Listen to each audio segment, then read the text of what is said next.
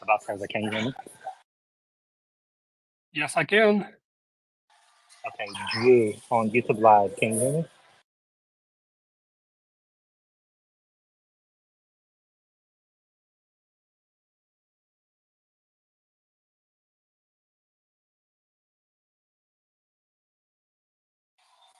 All right. Okay, perfect. How are you doing? Very good. How are you? I'm good. I'm good. What's the latest? Let's just get to it. What's the latest on the rollout? Well, it looks like the version 12.3 went out really wide. So it's already on 60% of eligible cars, which is a lot, like, more than 200,000, I would guess. So quite a few cars now have that version. And then 12.3.1 is also rolling out. It's a relatively small portion right now, so about 1% of eligible cars, but still, it's going out, and it's great news. I mean, I will be leaving in a moment. Actually, don't have much time, but I will be driving today, and we'll get a chance to do some more testing. I'm really impressed with it so far. It's not perfect, but it's a huge improvement compared to the version 11, just as everyone else is confirming. So that's all good news. That's great. Has it solved any edge cases for you? Yes, actually, the first, I didn't have much time to test it over the weekend. Unfortunately, I just was too busy. But I did test a few specific scenarios that where the previous version was systematically failing. One would be like roundabouts, and it's basically successfully went through 10 roundabouts that in the past it would fail like 50% of the time. So that's a huge improvement, except that it did it very slowly. Like, you could drive through those roundabouts at 35 miles an hour, and it was doing like 25 or something. So it was doing very cautiously, very slowly. But nevertheless, it did it successfully, didn't stop, didn't hesitate much. And some of those roundabouts are two-lane roundabouts, so they're pretty challenging. In the past, would hesitate, would stop sometimes, and all kinds of problems. But now it's doing this confidently, but very slowly and cautiously, which is interesting. The other edge case is going through railroad crossings. I have a few here, and in the past it would never slow down at them, and now it did slow down at each of them, which is good news. Finally, it was slowing down when crossing the railroads, which is good. So those are the main two things I had a chance to test.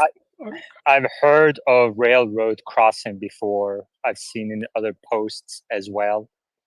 And so if you were, let's say you were in the back seat, just for that specific case scenario, would you feel comfortable? Is it capable enough to cross a railroad? Well, in my specific case, it was perfect. It was just the speed I would drive, so it wasn't too slow. It wasn't like like speed bumps where it go below 20 miles. In this case, it just slowed down to like from 35 miles to 20 something, 22 or 23. I don't remember exactly. And that was perfect for that specific case. So I wouldn't do anything different. Okay, great. I see Omar in the crowd, Meta, Wes, if they would like to come up, you're welcome to come up.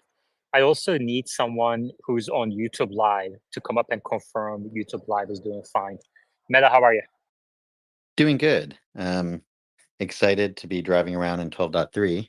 That's been fun. Yeah, how is it doing for you? It's doing okay.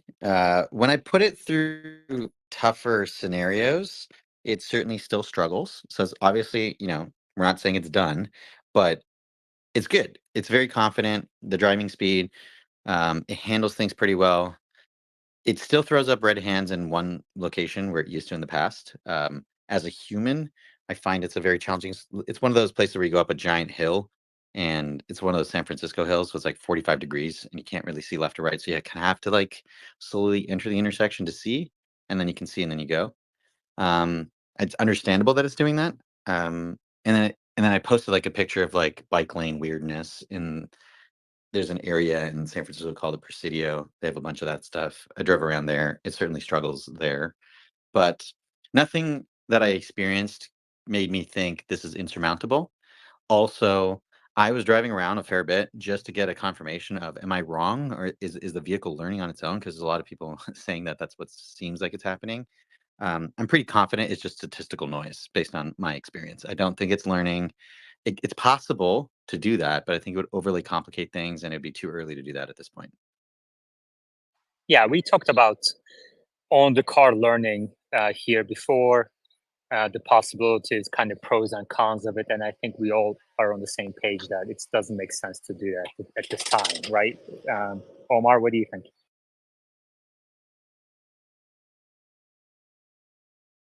Yeah, I agree. Wes, what do you think? Also agree. Okay, great. Well, it looks like Meta is, loving it. Meta, do you think this will lead to? Okay, now that you've tested 12.3, do you still think you're going to be right on the on your call? I think that call is too ambiguous, and whether I'm right depends on how people interpret it. Okay, whatever you say. Hey, I don't think I can conclusively say where this thing is going to be in a month. Like, I think anybody who says they know how good it's going to be in a month or that it's going to be just as good as it is right now isn't paying attention to the fact how quickly 12.3.1 came out, how quickly 12.4 is going to come out, and then 12.5. Like, they've already told us they've got 3 big releases. We've heard the team already say things like, you haven't seen anything yet. Wait for what's coming. And I don't think Phil and Ashok have follow the same pattern of speaking about these things in the past. You see Elon saying everybody must start doing test drives. I think internally they're prepping for something based on what they're seeing, right? Keep in mind, Elon's probably driving the newer models internally. So I don't think we should conclusively say 100% it's not going to get there. Okay, I'm going to ask you guys a question. Omar, would you like to tell us about the Elon requiring delivery employees to give FSD test rides, and what do you think that means, the mandate? Well, I guess Elon sent an email to all Tesla employees last night, and he said, if anyone's taking delivery of a Tesla in North America, you have to. I mean, I should probably just read the email rather than paraphrasing it. Hold on here.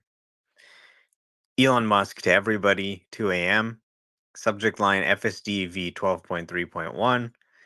Going forward, it is mandatory in North America to install and activate FSD V12.3.1 and take customers on a short test ride before handing over the car. Almost no one actually realizes how well supervised FSD actually works. I know this will slow down the delivery process, but it is nonetheless a hard requirement. Thanks, Elon. So, I think we're starting to see some signs that they're confident enough in the software to start demoing it to people. If someone's taking delivery of a Tesla, hey, here's what your car can do. Let me show you. Let me give you a quick ride. And you can answer a lot of their confusion and questions right there in place. Of course, there is a video. When you take delivery of a new Tesla these days, there's a little bar on the bottom of the screen with a bunch of tutorial videos. And if you click through those videos and you click on the autopilot video, they'll give you an overview of autopilot, but it's very much like, here's how you activate traffic aware cruise control, and then 2 pulls, for auto steer. It's not exactly a demo of FSD 12, right? The video hasn't been updated for that. So here you have the delivery advisor. Hopefully they're well educated and they can tell them, look, this doesn't make your car autonomous. You have to supervise it, but it's going to keep getting software updates. You can basically see it can do most of the driving today. And okay, you need to pay attention. You can't use your phone. You need to have your hand on the wheel. Here's how you handle the nag. Okay, you can do the scroll wheel. Let me show you how to do it. Okay, now you got the hang of it. Good. Just eliminating a lot of those points of confusion, I think, that are, natural if someone's figuring it out for the first time themselves without someone guiding them. And then, just showing them the software. So, I mean, I can only imagine if you show people who are taking delivery of a new Tesla this capability that their car has, at least some of them are going to want to subscribe to it and continue playing with it. Some of them may have gotten a free trial through the referral program. If you use a link, you get 3 months free, but others may not. So many of them will probably choose to keep it after the 3 month trial, and the demo will probably help them get acclimated. The other interesting part of the email was him saying that it needs to be installed on any Tesla before it's picked up in North America. So that would be really exciting for me to take delivery of a new Tesla and FSD Beta 12.3.1 is pre-installed. Now, of course, everybody says like, oh well, it's a 2024. They need a 2024 branch, so they can't install FSD on those cars yet. But they can just issue a 2024 branch.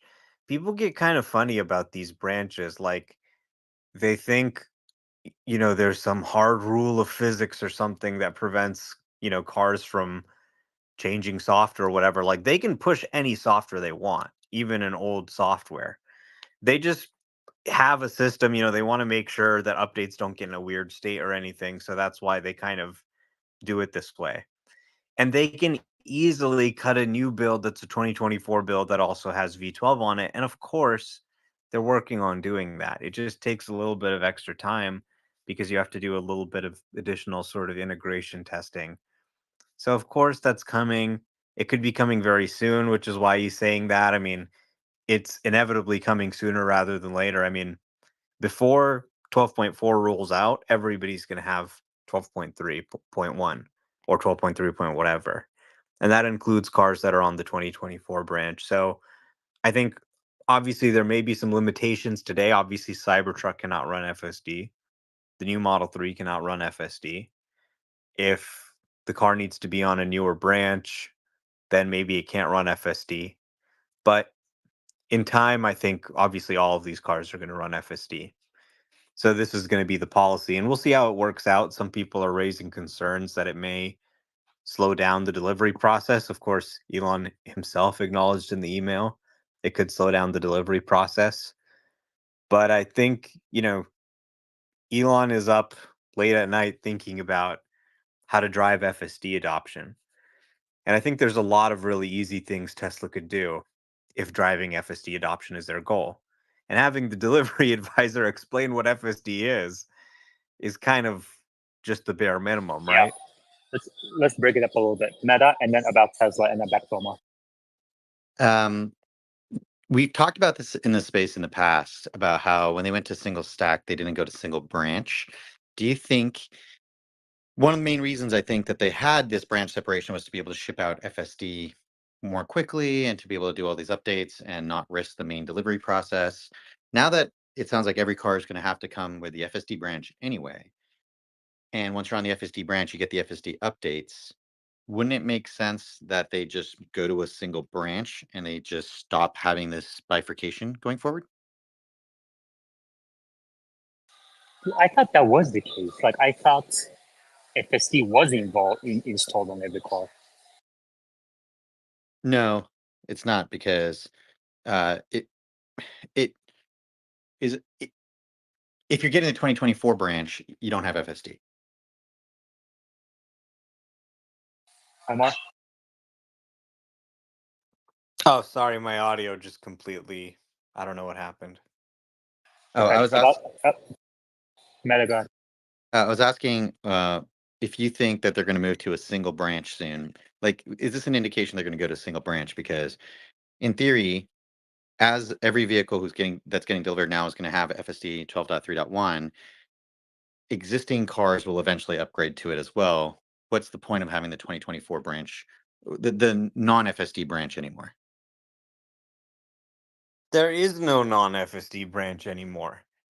Every build now has FSD in it. But it's just that the mainline branch still has 11.4.9 in it, so we just need to put 12 in it. It's really not rocket science, guys. Only because everybody's obsessing about, getting V12 as soon as possible are people like paying attention to this stuff, but they're just going to cut a new build and roll it out. Obviously, they have to test it first. They have to make sure there's no weird side effects or anything, but Yeah. it is going to happen. About Tesla? Omar, do you think it's this email is legit? How confident are you? It just doesn't make much sense at the end of the quarter to do something like this. Well, everybody told me who was real who worked at Tesla, so I'm assuming it's real. I think if it wasn't real, then someone would say something because it says it's addressed to everybody. Okay, so it was confirmed from Tesla directly. Gotcha. No, it wasn't confirmed by Tesla directly. Or someone from Tesla. Someone from Tesla said, "Hey, we all got an email, and this is what it said." And I said, "Oh, okay. I'll tweet that." So then I How much tweeted do you it. think? How much do you think this adds? Meta? On a different topic, did you see Elon's response to you, Omar, 5 minutes ago about the camera calibration? What did he say? He said, "I assume you're kidding," which I assume you're not. "We do need to trim down the time for camera calibration." You may want to let him know that you're not kidding, because my guess is you're not kidding. But No, I didn't actually take delivery of a Model Y and drive to Santa Cruz today. Omar, please, when you're in the space, focus on the space. You can reply to Elon later. Wait, so we hit the moment where we don't know if you're kidding or not kidding anymore. Your jokes are too realistic. Yeah, go ahead. I mean, that is wild. Because I was going to ask, my next question was, which is related, like how much time does this add to the delivery process? It's going to add a lot of time. It's not going to be just a few minutes, It's going to more than double the delivery time of a car. There you go. Omar going out there lying yet again. About Tesla. Yeah, I think it's not as easy. So basically, well, first of all, they need to do the merge, or at least release the V12 under the 2024 branch with the They'll higher do that. version We number. just talked about that. That's not a big deal. They'll do that. Well, it is a big deal. Let me explain. What it means then is, for example, if you get a chance to upgrade to this newer version, and it has the just whatever currently we have with V12.3.1, it means that people will lose the features that they currently have. The 2024 branch has new UI features. So if someone will be upgrading to that newer version with V12.3.1 or whatever the next one would be, they would be losing the features that they currently have.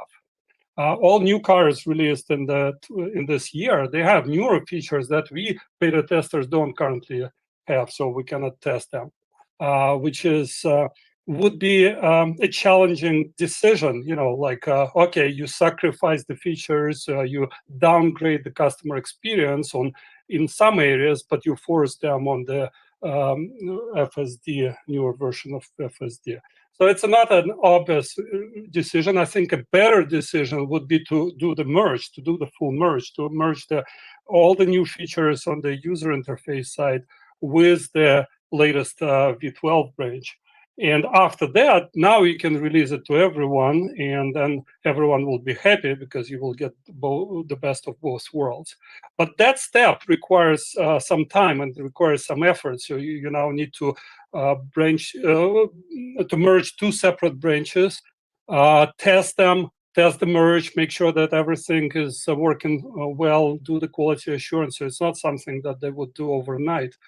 I don't think so. May take a week or something. So that's why I'm questioning the timing. So Yeah, it's all doable. You can do this, you can do the merge, you can release it, you can push it to everyone, you can force it to all new cars, install it, even do the camera calibration before delivery. Fine. But that takes time, and we have just several days left before the end of the quarter. Do you really want to delay the end of the quarter deliveries because of that? Just, just doesn't sound right.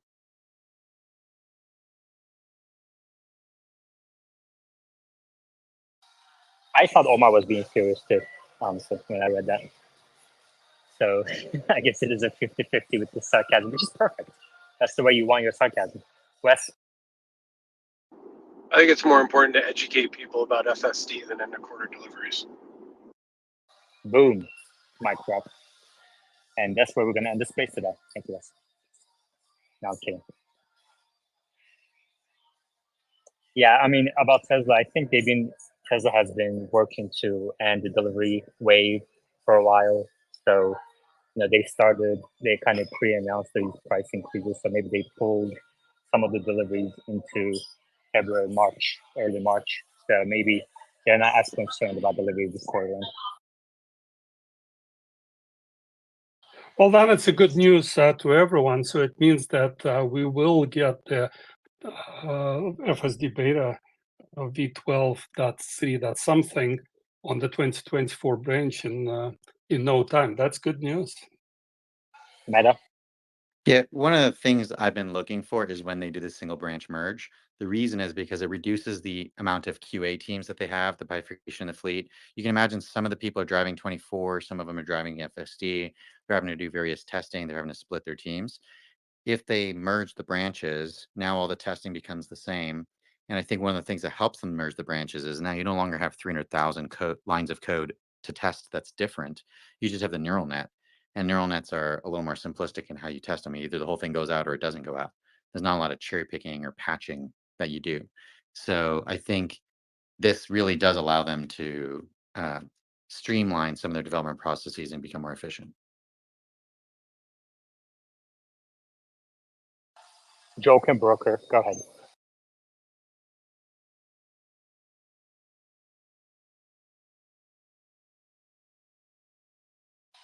Joken, you may unmute yourself and go ahead.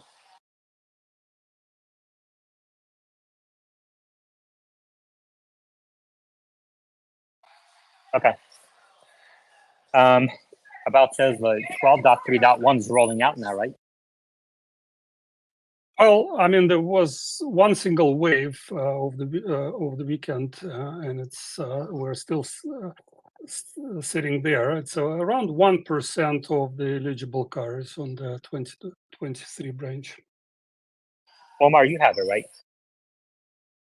Yeah, I have it. I tested it on my dad's Hardware 3 car. How is it doing?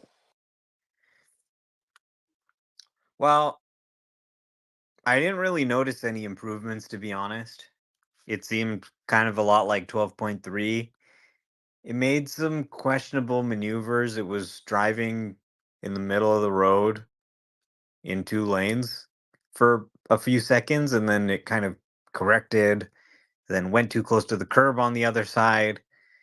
Other than that, it was pretty much a zero intervention drive. It didn't fix the issue with flashing red lights, which I was hoping would be fixed when Elon said a few minor annoyances. So maybe I need some more testing in it to see how it's better, but in my initial few drives, it seemed similar to 12.3, if not a little bit worse. But that could have just been, luck of the draw or whatever. Who knows?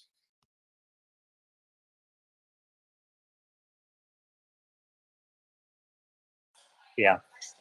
We have the same person request to speak again. Let's see if he has a question.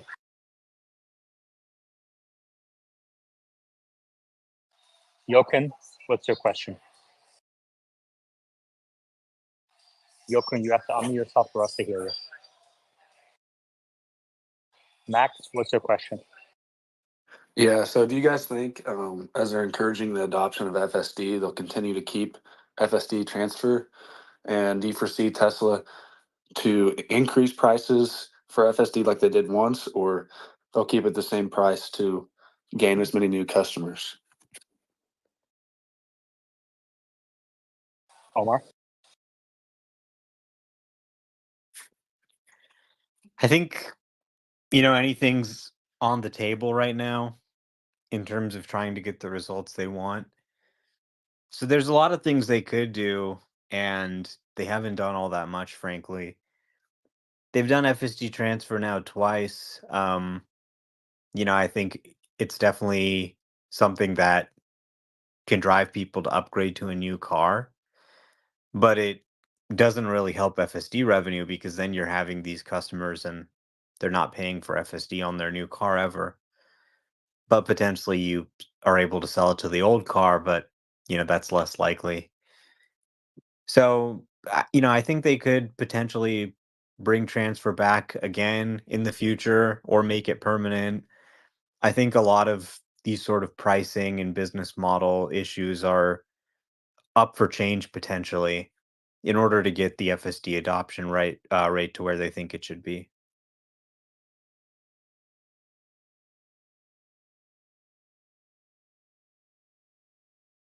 Meta. I think there's also a big difference in between driving up adoption through purchases versus just using the same customers. Because, like in theory, if you like FSD, as FSD gets better, you should just be willing to pay for it again on your new car. So I would almost consider it that eventually, as FSD gets better, it might be a leading indicator that people are buying new cars and not transferring FSD. But for that, I think we need to see FSD start to have resale value.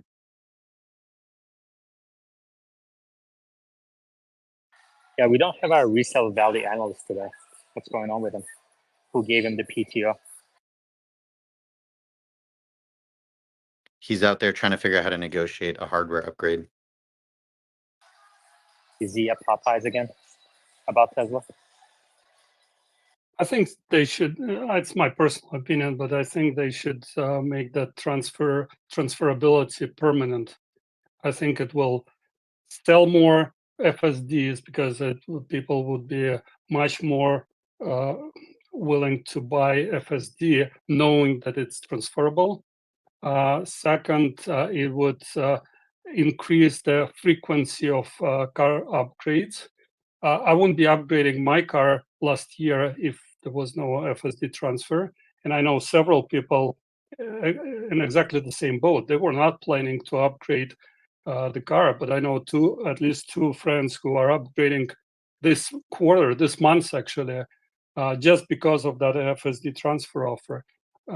Otherwise, they would. It's not the question of whether you buy or transfer. It's the question of do you upgrade the car or not. There is no really need to upgrade the car too often, especially if there's such a big penalty, like $12,000 for the upgrade. It just I think it will be a good business to upgrade. New customers would be willing to buy.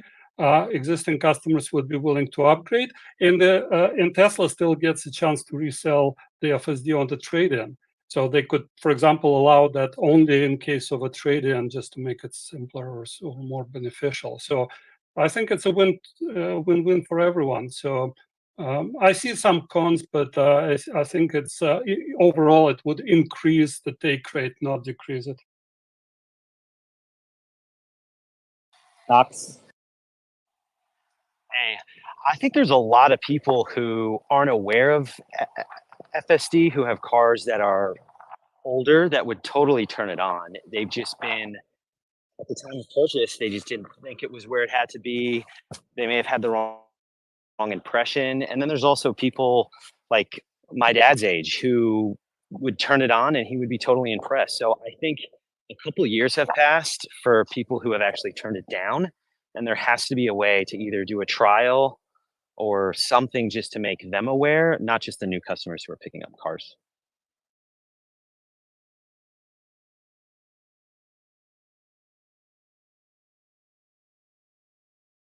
Thank you.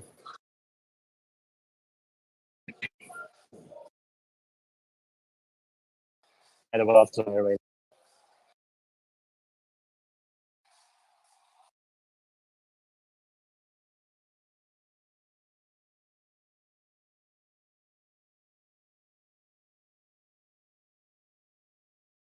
Omar, what else is on your radar?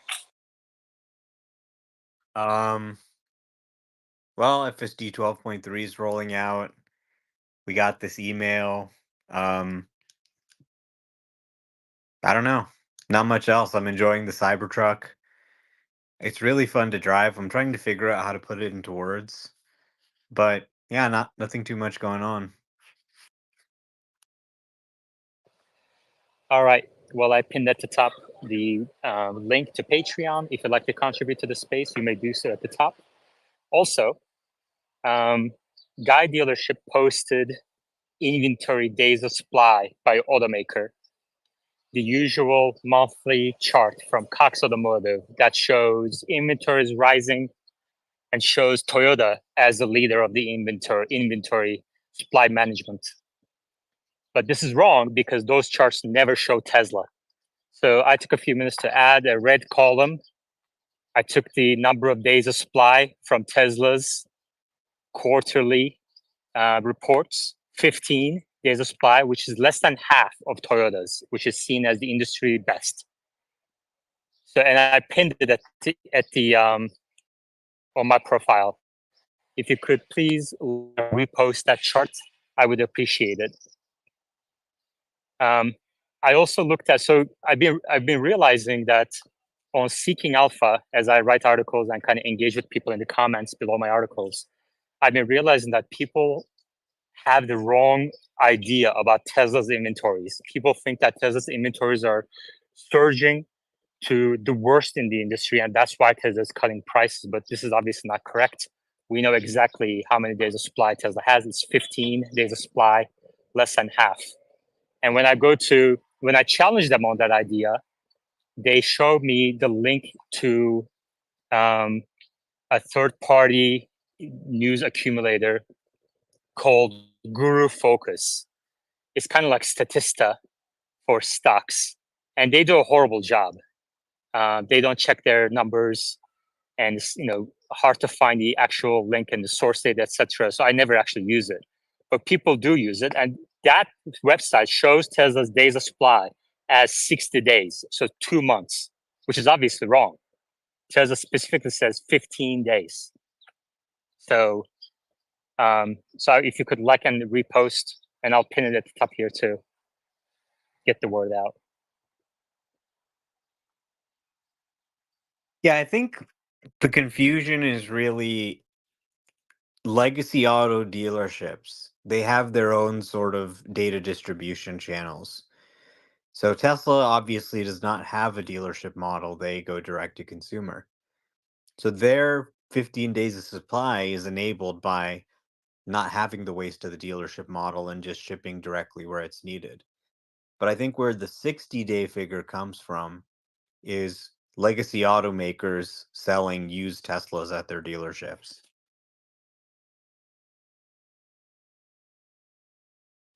Sorry, can you say that again, please?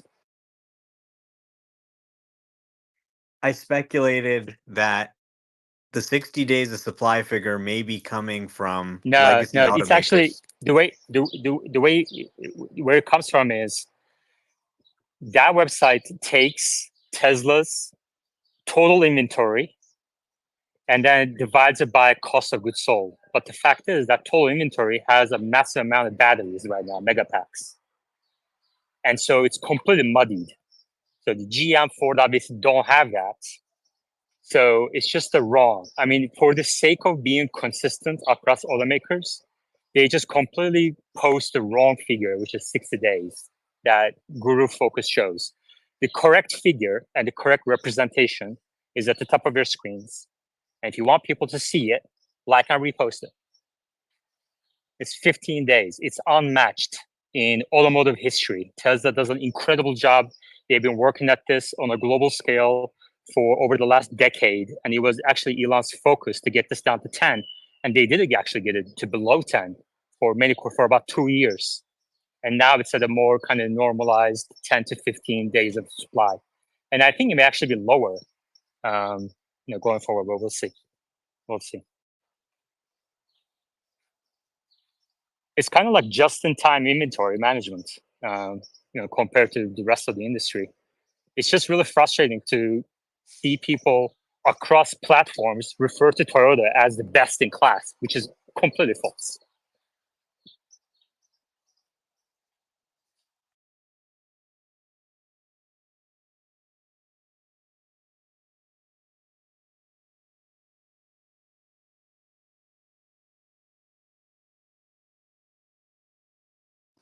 Any questions, comments? Please request to speak.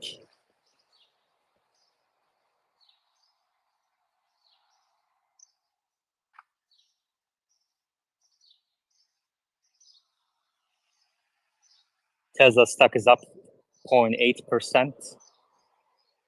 Overall markets, Dow Jones down 0.4, NASDAQ flat, S&P 500 down 0.2%. NVIDIA up 1.4%, Microsoft down 1%. Fisker down another 28% today. So it looks like they're going to, file for bankruptcy sometime soon.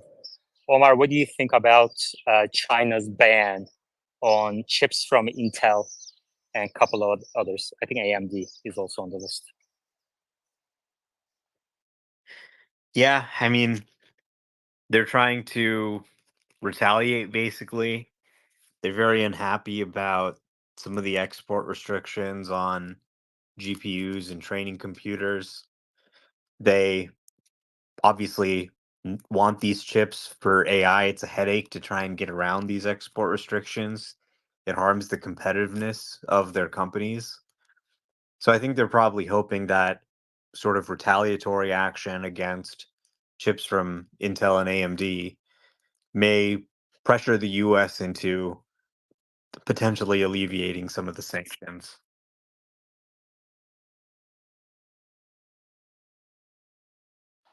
Do you think this retaliation will continue between the two countries, eventually leading to more of a conflict? Well, it's possible, but it's also kind of measured. This is just for government computers here. So, it does, the state of China is very large, and there's much more blending between the corporate world and the state. There's a lot of state-owned corporations that it's quite big. You saw, for example, the impact when they said that government employees couldn't use Apple phones. And now they're also saying, Intel and AMD chips. So, I mean, it's kind of I think, a security concern. They probably believe that the NSA has some backdoor into these chips or something like that, and they may or they may not. But they're noticing that information is getting out. The CIA, the NSA, they're very good at what they do. And I think they're probably trying to take some security measures in addition to sort of trying to retaliate somewhat against US businesses. So there's probably a dual purpose there. And, they're not expanding it to be sort of a more broader action that impacts the public or private corporations in China. Wes, any thoughts? So I don't know the specifics of this. Did they just ban all import of generic CPUs? Is that what I heard?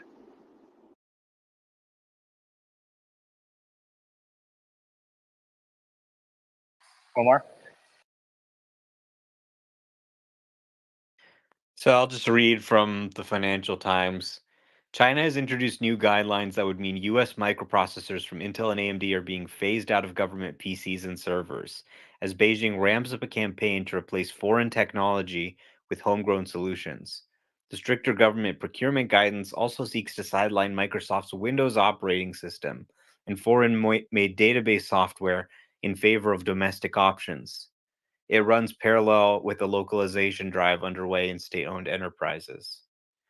So, pretty ambitious to try and replace Windows and Intel and AMD with a homegrown solution. But this is probably, smart really to make sure they're not being spied on. And it's also just good for the country and the industry. With some of these export restrictions that we've seen against China, where we're not allowing them to buy our best AI training chips, the inevitable result of this is going to be that they invest a lot more into chip making. And, I wouldn't be surprised if they even end up producing more advanced chips than us down the line because of this initiative. So forcing state-owned enterprises to buy Chinese chips and use Chinese software will give a boost of funding and sort of supercharge the industry and allow them to meet their ultimate goal of not depending on the United States for training chips. They know that the US is an unreliable partner who is taking action against them. And so they would love to build up their domestic industry. But of course, their domestic alternative to Windows and Intel and AMD are not as good. But, you know, just looking at China's history, all the technology, all the expertise there, there's reason to think that they could learn chip making just as they've become proficient in so many other advanced industries. Wes, no hands, Mark. What is the domestic produced general compute solution? I'm not aware of any. I honestly don't know of any other general compute microprocessor other than Intel and AMD. I mean, you could talk about ARM, but it's nowhere near the league needed for general compute in a data center type setting. I mean, people are using ARM in data centers. They're using ARM in computers. My MacBook Pro is an ARM-based Apple Silicon processor. A lot of people are using ARM on the server for its lower energy usage. So, ARM has basically designs that anyone can buy. ARM is a British company, and they make designs for CPUs, but they don't actually fabricate them themselves. So if you're a Chinese chip fab, hey, you just go buy a design from ARM and make an ARM processor. There are obviously ARM processors that are fabricated in China. And then you can run Linux, you can run, I'm sure there are Chinese operating systems, Chinese versions of Linux, or even, you know, other ground up Chinese operating systems. And just run some software on that's Chinese, packaged with a Chinese chip, and yeah, you could probably do it. It might be an inconvenience. Running Windows on Intel might be easier, but I don't think it's really as impossible as it was a few years ago. ARM is starting to become more common and standard, I think. Yeah, running your entire data center on ARM general compute clusters is going to be extremely challenging in the short term, like from 1 to 5 years, I think. I don't know. I mean, people run, ARM data centers. You can go to AWS or Google Cloud and get an ARM instance, and the only downside is really like binary compatibility. But if you're just running a web server, right? Like if you're running Apache or Nginx or something, it doesn't really matter if it's ARM or Intel or whatever. It all just works, at least theoretically. So, I mean, it's it's going to take work. It's not just, you snap a finger and you replace Windows with some Chinese alternative. But I think what they're basically trying to say is, look, we should be phasing this out and trying to do this if we can. And it'll sort of force us to get good because we can't be relying on the Americans for this. They hate us. So we have to make our own. Yeah, I agree. It's not the snap of a finger. There is going to be work. That's what I'm suggesting, is that it's going to put strain on their build out. And I would seriously worry about any fabs that are now in Taiwan versus in China. I don't even know how many they have in China.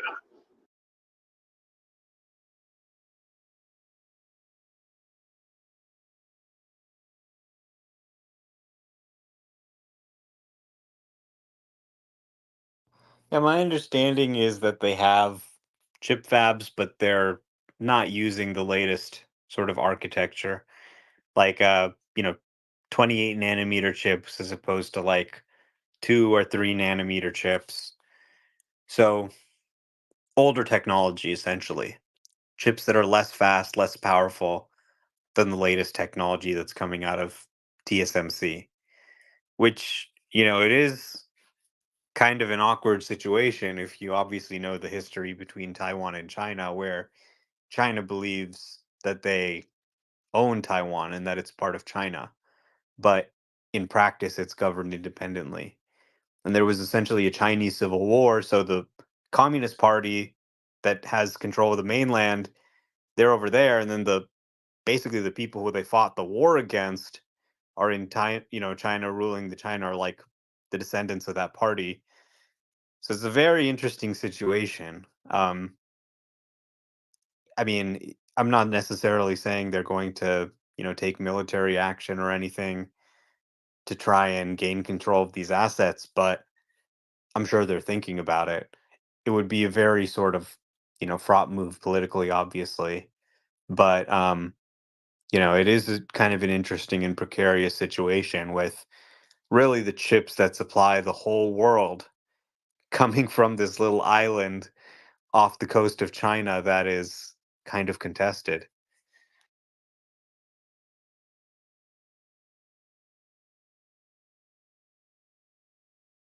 Yeah, I share a lot of those thoughts. Thank you.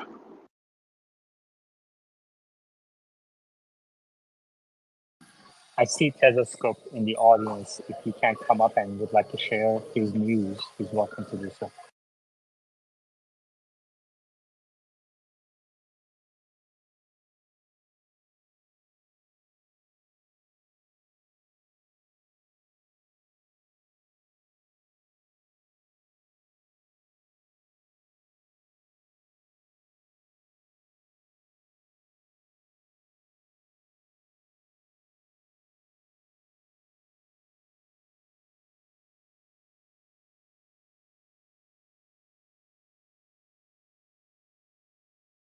Telescope, go ahead. Yeah, I posted something to my subscribers, and someone asked me to jump in and kind of talk a little bit about it.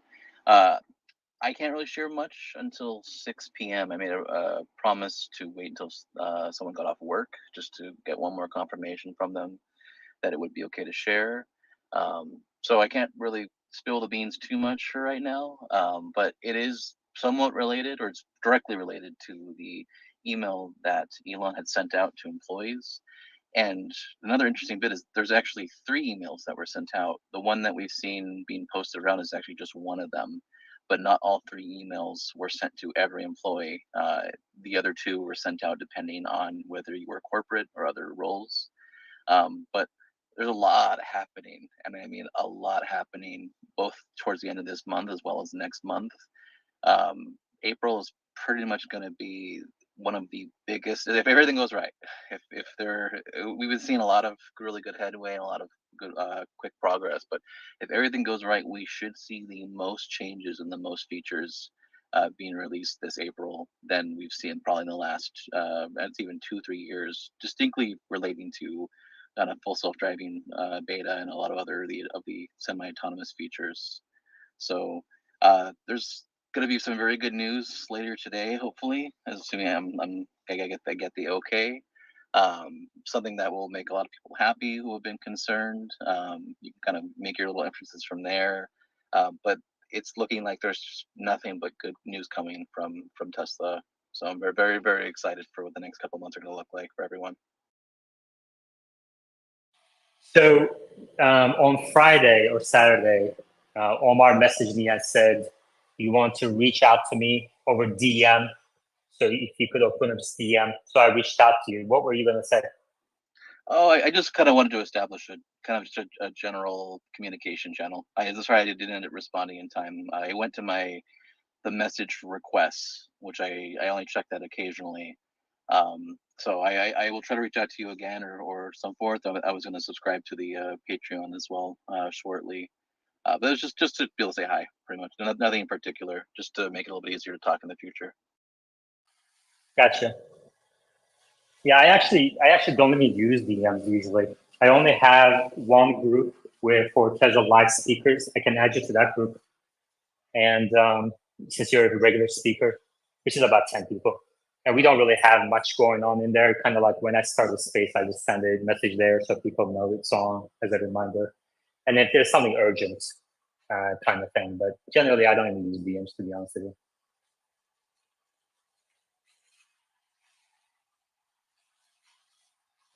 But you're always welcome to come up here.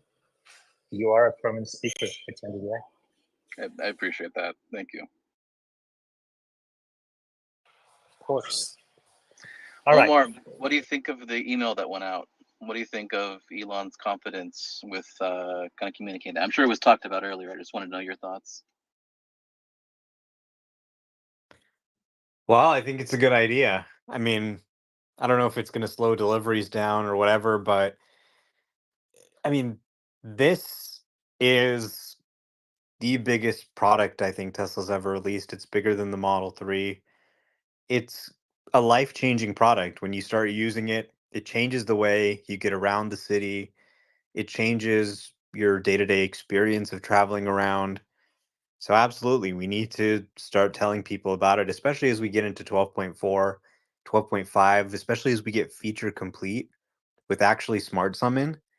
Give everybody a damn demo, right? And how many people are going to be able to walk out of that demo of Smart Summon driving their car driverlessly and not say, okay, I'm going to try subscribing to that for at least a month? Give everyone a 1 month free trial in North America when it's good enough, when we're at 12.5 and Smart Summon's out. I think a good chunk of people will not be able to cancel.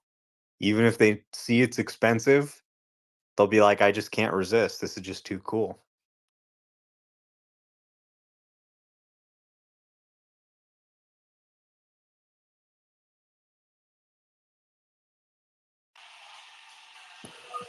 Tesla Scope, are you? So I know you want to stay anonymous and, or mostly private. But would you like to tell us about your Tesla investment at all? Like, is Tesla your majority investment, all of your investment, or some people cover Tesla but don't invest in company? Would you like to give us some color? Yeah, so nowadays I unfortunately have a very small just investment portfolio in general. I like the concept of the stock market, but I've tended to just enjoy more so making my own money. I know that's a weird take, but I used to have a really, really, really significant portion of my portfolio was Tesla, and I made the decision about it was right after not the last split, but the split before that. I decided to pretty much liquidate my entire portfolio for the reason that while there's not technically anything legal that would get me personally in trouble, I realized that because of where I was, I'm made privy to it. I discuss a lot of technically not NDA breaking and some private information from with employees a lot of the time, and I didn't particularly want to in any way, positively or negatively, benefit from that. Again, it doesn't put me in trouble. It technically would put the employees in trouble. I would end up being subpoenaed if that ever came to that. But it just makes my life a little bit less stressful. It obviously I lose out on all for when Tesla was going to go up, especially with everything being worked on with Optimus and everything else in the future. Um, but it keeps me safer. It keeps some of the sources I have safer, and it allows me to kind of a little bit more peace of mind when I'm learning about things that are not yet being released. Besides that, I think that I even with the stock's performance, I think that Tesla as a company and its stock is something that has a huge potential, especially once we're able to unlock the proper future complete full self-driving, seeing the potential for licensing, and especially once Optimus goes into production. Obviously, not investor, not a or the phrase is not investor advice, but I personally would say it's a great company to invest in, but I personally cannot or choose not to because of the other reasons. Thank you very much.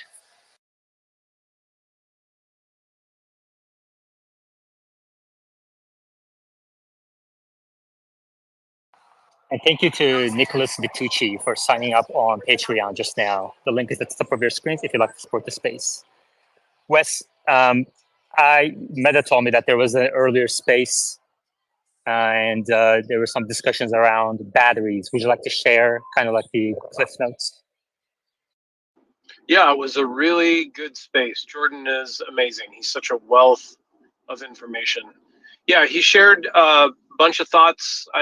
Maybe just the highlights for me. I didn't take really detailed notes, but I was kind of looking for feedback on if he thought form factor was a big issue, and he didn't seem to think so. He really likes cylindrical for nickel and prismatic for LFP, which I thought was cool.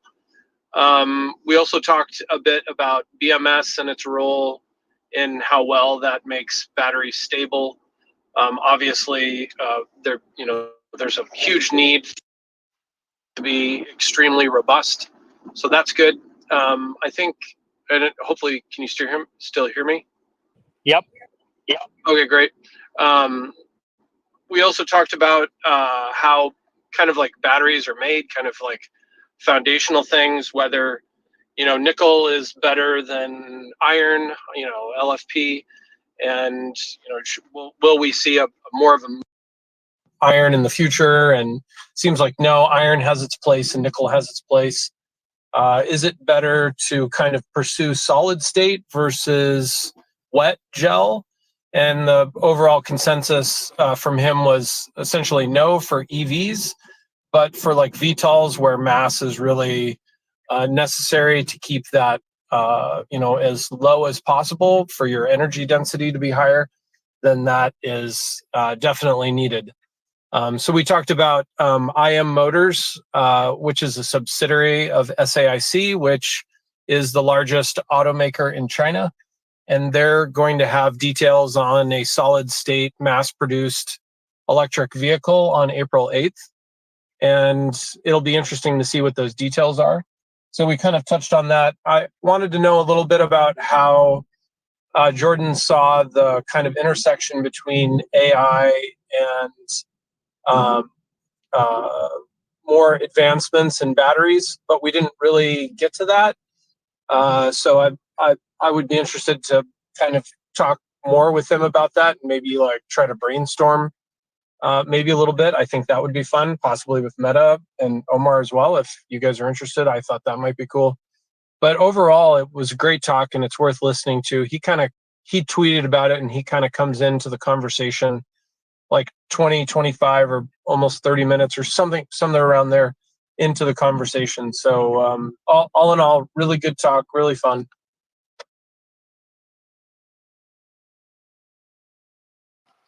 Yeah. Do you want to ask Omar about his thoughts on the specific topic that you just mentioned? Or we can talk about it now. Yeah. I think it's really interesting in battery development that like Jeff Don has done a ton of work, and I'll mispronounce his research team or research location. It's like Dalhousie or Dalhousie or something. Anyway, it's just up north in Canada, and they're under contract by Tesla for I think the next 3 to 5 years, something like that. But what I haven't seen is any involvement with AI to potentially accelerate this research faster. I don't know, maybe they're doing that, maybe they aren't. But I thought it would be interesting with what I've known in the past for trying to research different electrolytic cocktails to potentially use AI to help accelerate that. But I was wondering what Jordan's thoughts were, because I don't know if there's that many.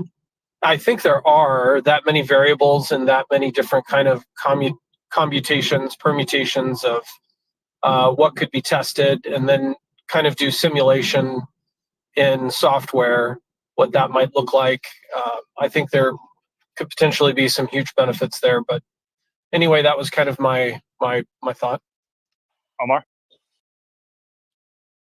Yeah, some people have actually started doing this. I don't know if it was Dalhousie or Jeff Don, but I think I saw a paper where, if you look at what Jeff Don does in his lab, they basically take the anode and the cathode, they experiment with different electrolyte additives. So basically different materials you can put in the electrolyte. that they say improve the properties of the battery. So they just literally try every electrolyte additive in the book, like literally take out a chemistry book of every compound and just try putting everything in there and just see what works. And then they just charge and discharge it and they see how the cell ages, and that's how they decide sort of how to what the chemistry of the cell should be and what the electrolyte additives should be. So some people have actually said, hey, okay, well, instead of just trying random stuff, can we actually apply deep learning to this? And we've seen deep learning applied to drug discovery. We've seen, alpha fold, protein folding, all kinds of different stuff in chemistry and biology. So they said, well, hey, maybe this could actually work for batteries too. And I think they tried it and it did actually produce some promising results in terms of suggesting electrolyte additives that were actually beneficial. So I think it definitely can help. Deep learning definitely can help in sort of driving improvements in battery chemistry.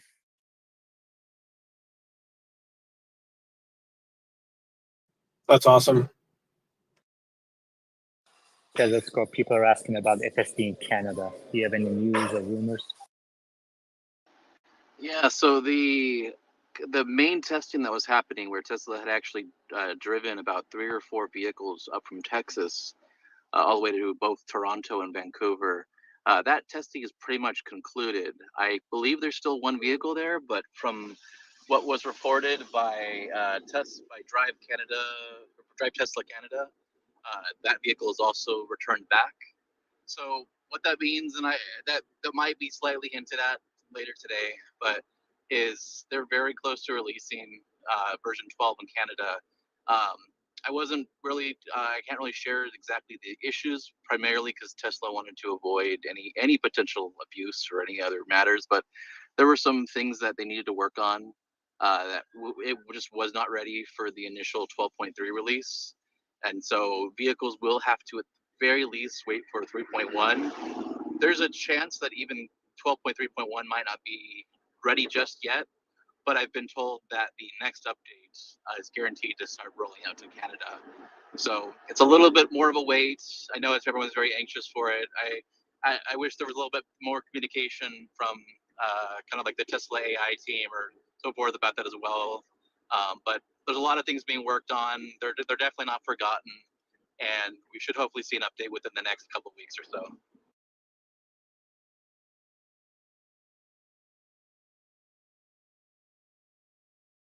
Thank you.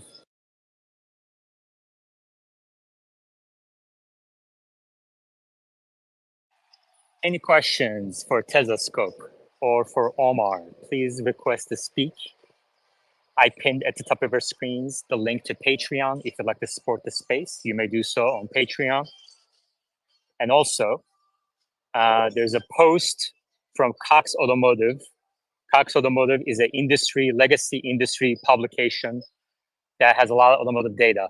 And every month, they post days of supply data by automaker. That chart is at the top of our screens. But what's missing from their charts every single month is Tesla's data. And Tesla's inventory management is world leading with 15 days of supply. Despite all the rumors that you hear about Tesla's inventory rising, surging, problematic, leading to price cuts and all that BS, Tesla has less than half of Toyota's inventory adjusted for production rate. And despite that fact, Tesla doesn't get credit for it in these charts. People say Tesla doesn't disclose the data, which is false. It's a lie. Tesla does disclose the data every single quarter in their investor letter. So what I did was I took that data, superimposed it onto the chart from Cox Automotive. I pinned it on my profile, and I pinned it at the top. If you'd like to spread the word, you can like and repost that chart.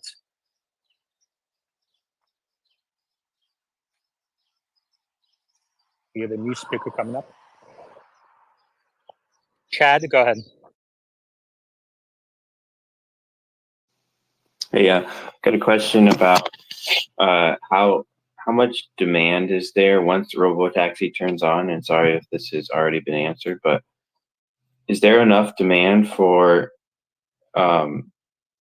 robotaxis just in terms of how many taxis are needed, and then what other opportunities are there, like food delivery and things like that, are needed to fully use everyone's Teslas as a robotaxi? Would there be enough demand to fully realize that revenue?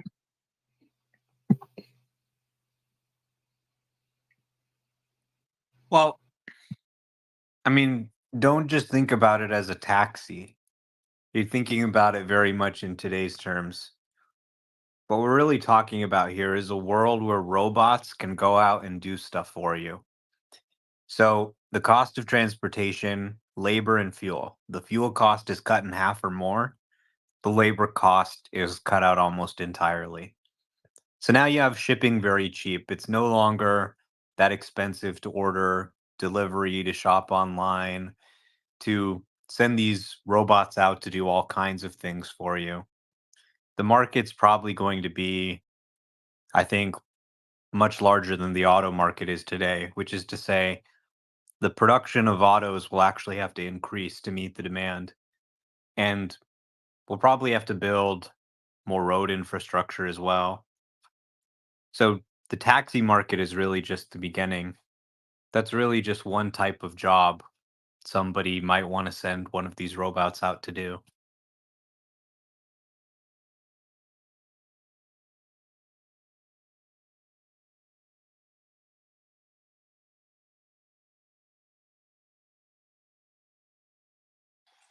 Any other questions, comments? Please request to speak. Telescope.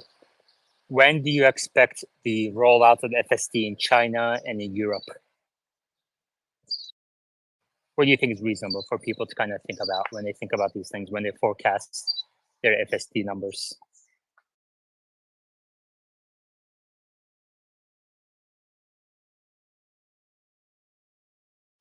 Telescope.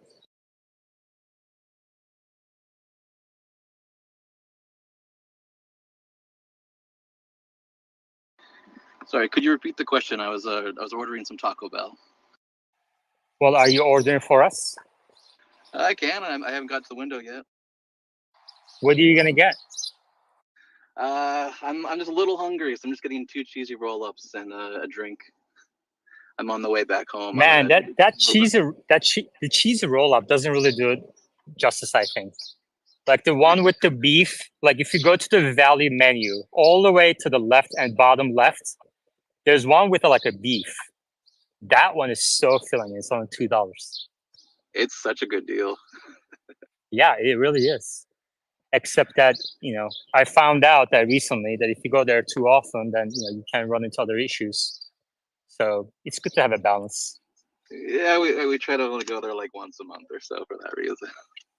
Yeah, that's amazing. I try to keep it to once a day. Sorry, you were saying the question was what is a reasonable expectation for people in Europe and people in China to expect FSD on their cars? So China is going to get it much sooner than Europe, at least by a good margin of months.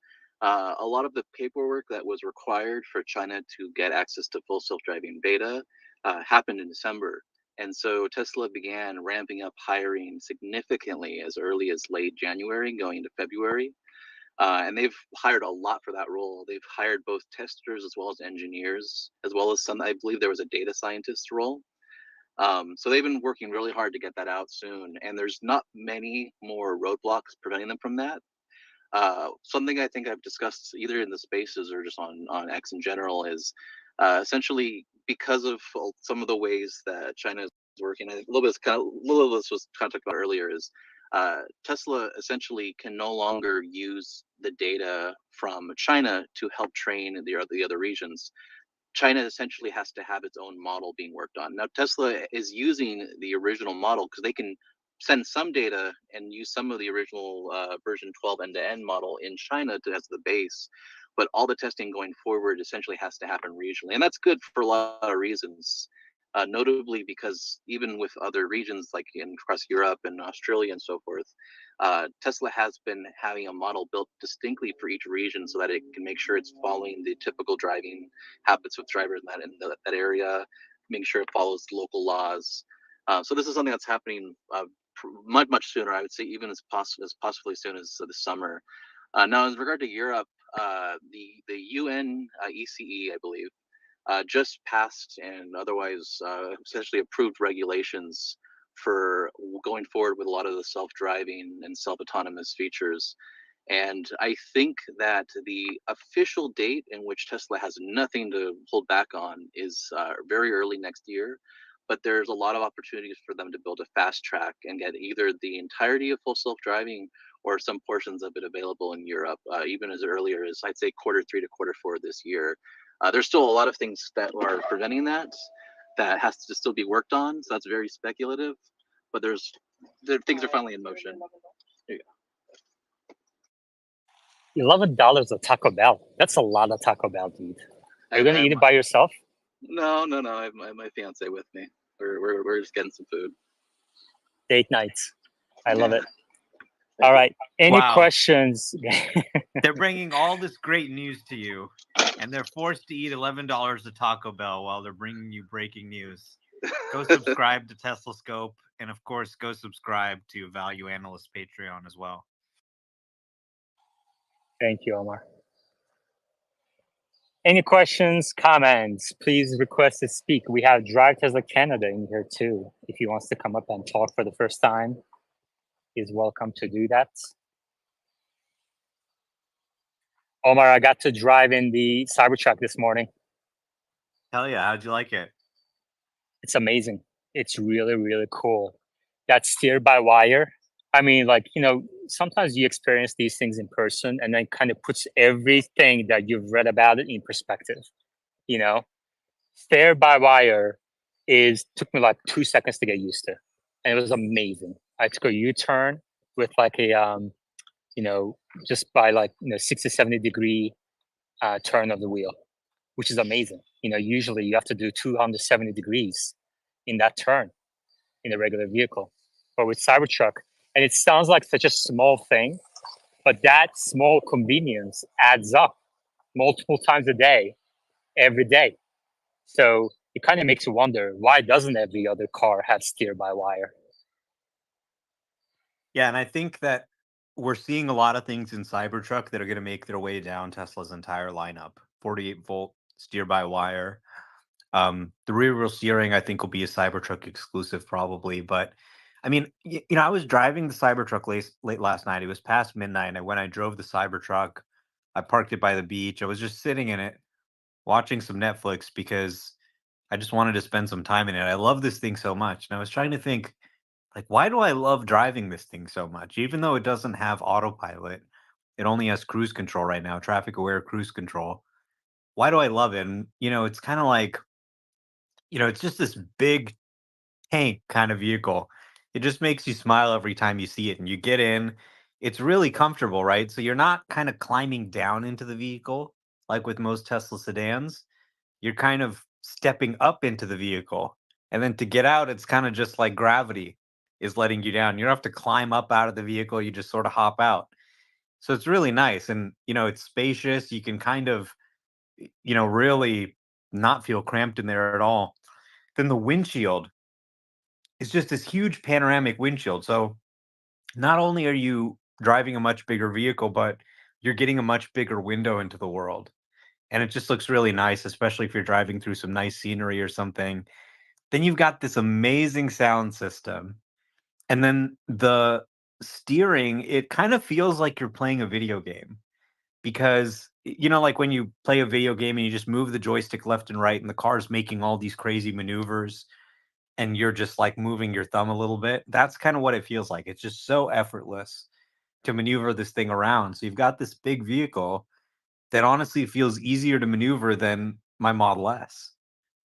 And, it drives like a Tesla. It's got acceleration. It's got this big screen, the biggest in any Tesla. It's just got so much room, but still feels like a Tesla. It really is an incredible product. And it makes me really excited about future products like the Roadster and the next gen vehicle with steer by wire.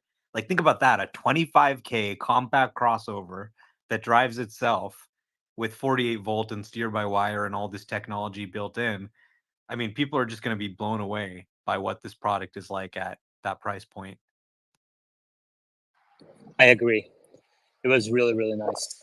Um, and also, like the yoke is just so small.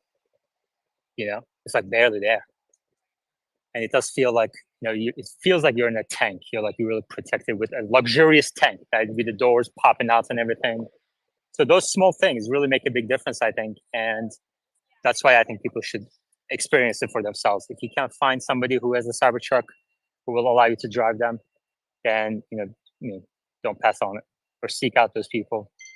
If there's somebody in your area on X who got a Cybertruck, maybe you can build a relationship with them or something. Machine. Can you hear me?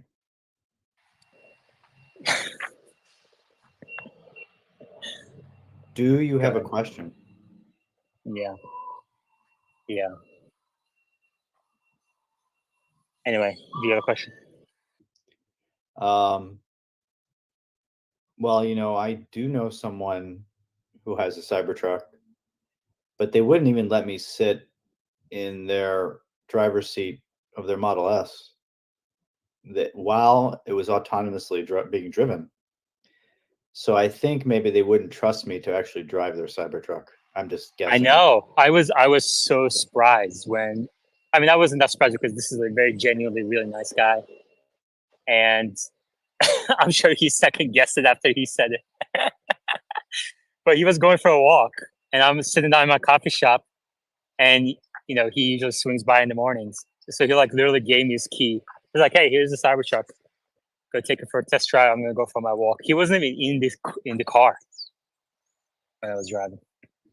Wow. Isn't that crazy? Quite trust level. Yeah, I've never Like had that trust level with anyone. It says more about him than it says about me, though. Were people reacting to it?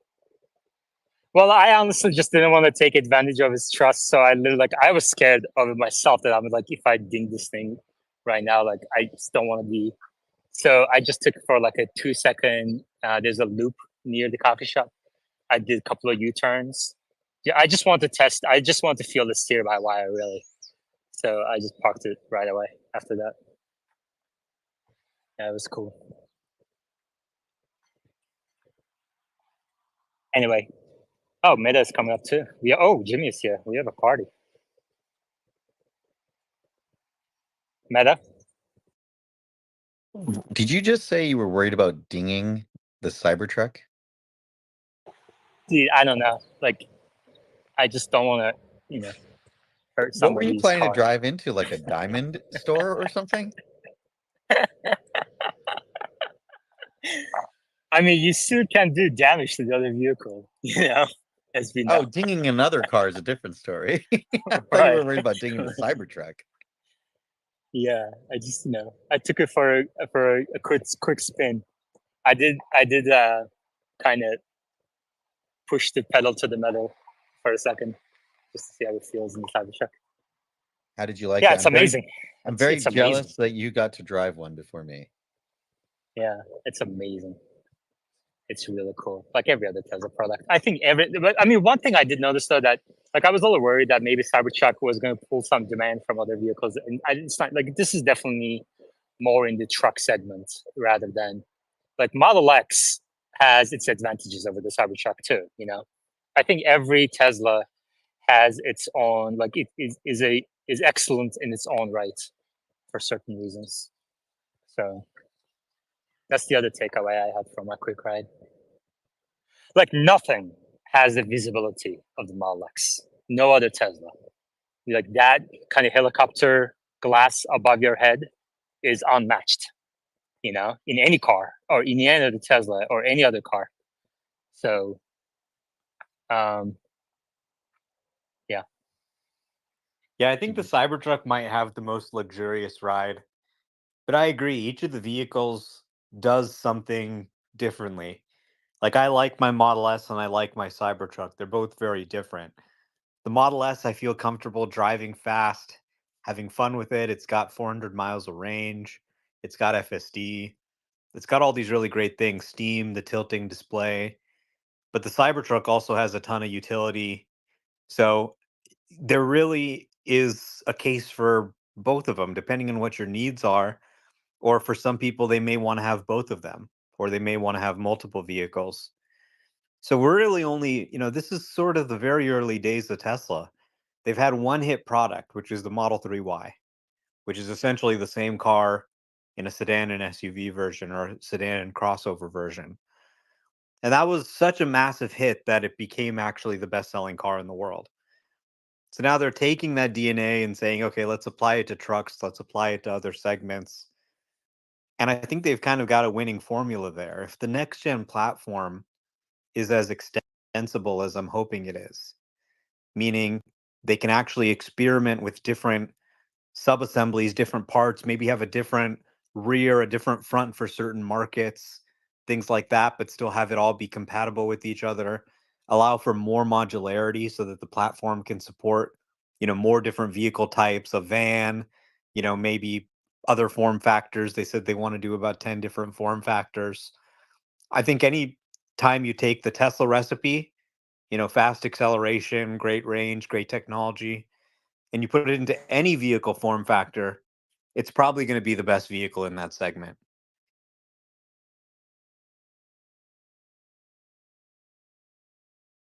Jimmy.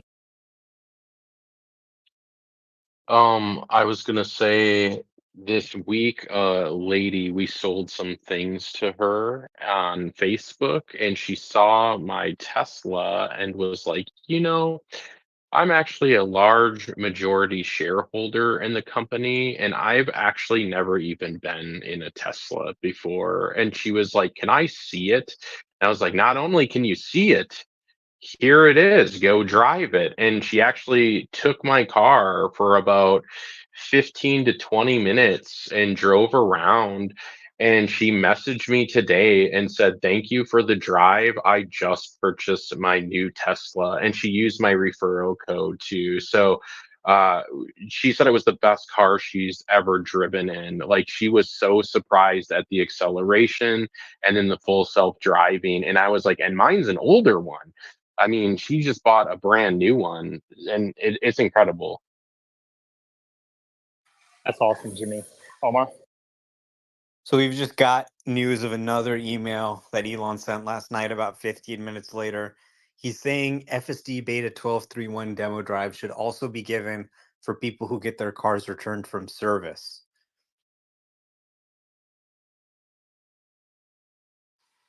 That's awesome. Yeah. Yeah, I mean, it is a bit of a head scratcher that this software doesn't have much higher take rate. It should. Maybe these initiatives will help. Machine, what do you think?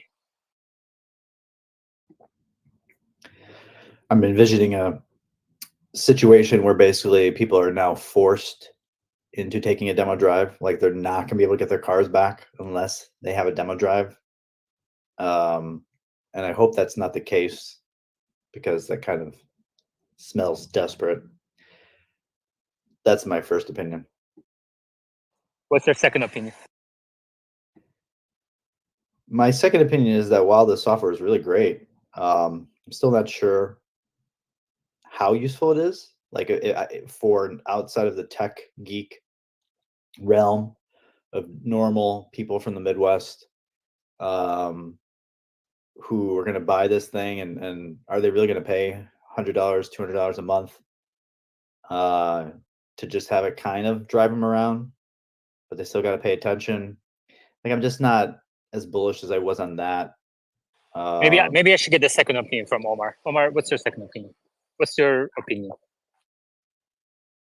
I think that when you're in traffic, it's an absolute necessity. If you drive a lot as an ADAS system today, I mean, it's something that once you try FSD Beta 12 and you experience Smart Summon with your car driving around driverlessly with that stack, I think it's going to be very difficult to give up those features if you can afford them. So pricing is a thing. Yes, a lot of Americans cannot afford an extra $2,400 a year. We're talking about like half a Vision Pro every year. So pricing may have to be part of the discussion here as well. I was just agreeing.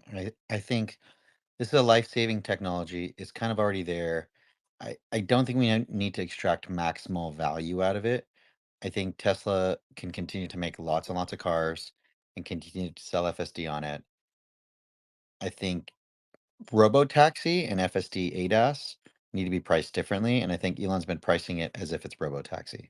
He should price it as if it's only ADAS, restrict the vehicle from like doing Robotaxi-like things, and then if it detects that you're using it for Robotaxi or you're using high mileage or something along those lines, then just say, guess what? You need to buy the high mileage version, Robotaxi version, or something along those lines. You could basically say for people that drive less than 10,000 miles a year, it's this price, or 15,000 miles a year, it's this price. For people who drive over that mileage, it's a different price. Would you include insurance into that cost? Probably not, just because of bundling and complications state by state. I mean, they just have to cover their costs, right? So what are they spending on it? So let's say they're spending $4 billion, right? 2 billion on training compute, 2 billion on other stuff. I'm not sure what they're actually spending. It may be less than that. But, just hypothetically, they're spending $4 billion. So you need to raise $4 billion in revenue. One of the ways you can do that is charging a high price to a low number of users. But let's say the number of users double. Theoretically, you could charge a lower price and still cover your costs. So that may be something that's worth looking at. I think they really adopted a pricing scheme that was restrictive. They didn't want a bunch of new users. We're now seeing that change. They are now going from the top, from a company that doesn't care about selling this to a company that is now focused on showing this to users. And I think if they show it to users, pretty much all of them will be blown away. But I saw a Model Y in inventory the other day, lease $287 a month.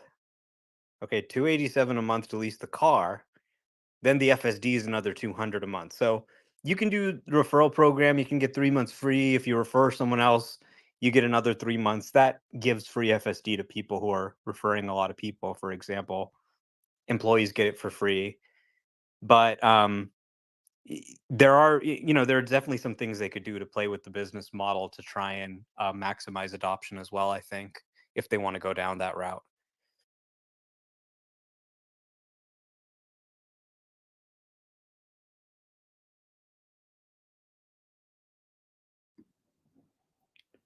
I think Elon Musk got his first look at Q1 deliveries and realized it's probably going to be a shit show, and is now looking for another way to kind of boost optimism around the stock.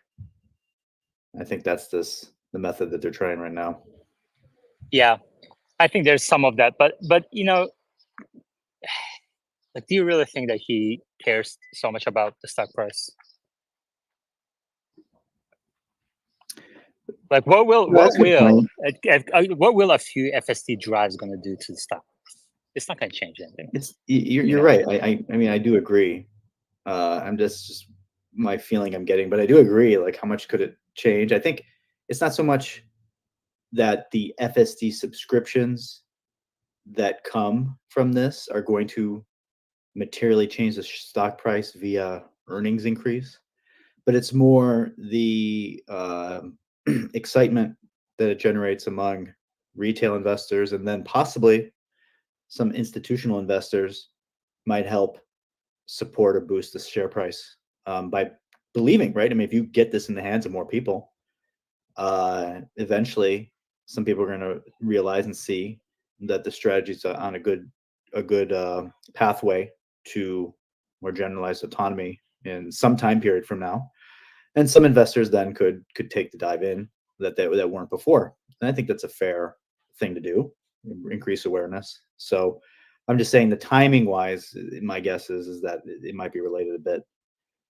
to that. But my other point is, which I don't know if you guys have talked about, I know this is something Wes values, is outside of FSD as an autonomous driving capability, have we just sat back and realized if you took some version of V12 and not as an active driver, but literally in shadow mode, that this thing, if you tune the thresholds properly, which in this case maybe it's hard to determine what a threshold is, since it's end-to-end neural nets, but why isn't this thing operating on every Tesla under the hood in shadow mode to detect every pedestrian or every possible accident that could happen? And Okay, Meta. I think if we look at the breadcrumbs, we can see that recently Elon tweeted about no longer being compute constrained. Let's take him at his word for now and say they are no longer compute constrained. Ignore why. If they are no longer compute constrained, one of the ways you would imagine happens next is that they have excess compute. When they have excess compute, what do you do with that excess compute? You want more data. You want more examples to speed up the training. If you don't have enough of a FSD adoption rate, that might be a place where he's like, let's get the adoption rate higher. Well, putting it on the cars doesn't help if people don't actually drive it. So that might be where he's starting to come to this thought process now to say, how do I get people to start driving it more? Well, let's get them in the cars. Let's get them experiencing it. Let's get people to actually start using it. He may have looked at the free FSD not being used as much. It's finally getting to that point. And yeah, I think that could be the simple thing that's happening here. And you don't have to be as cynical as machine. I think it's about boosting a share price.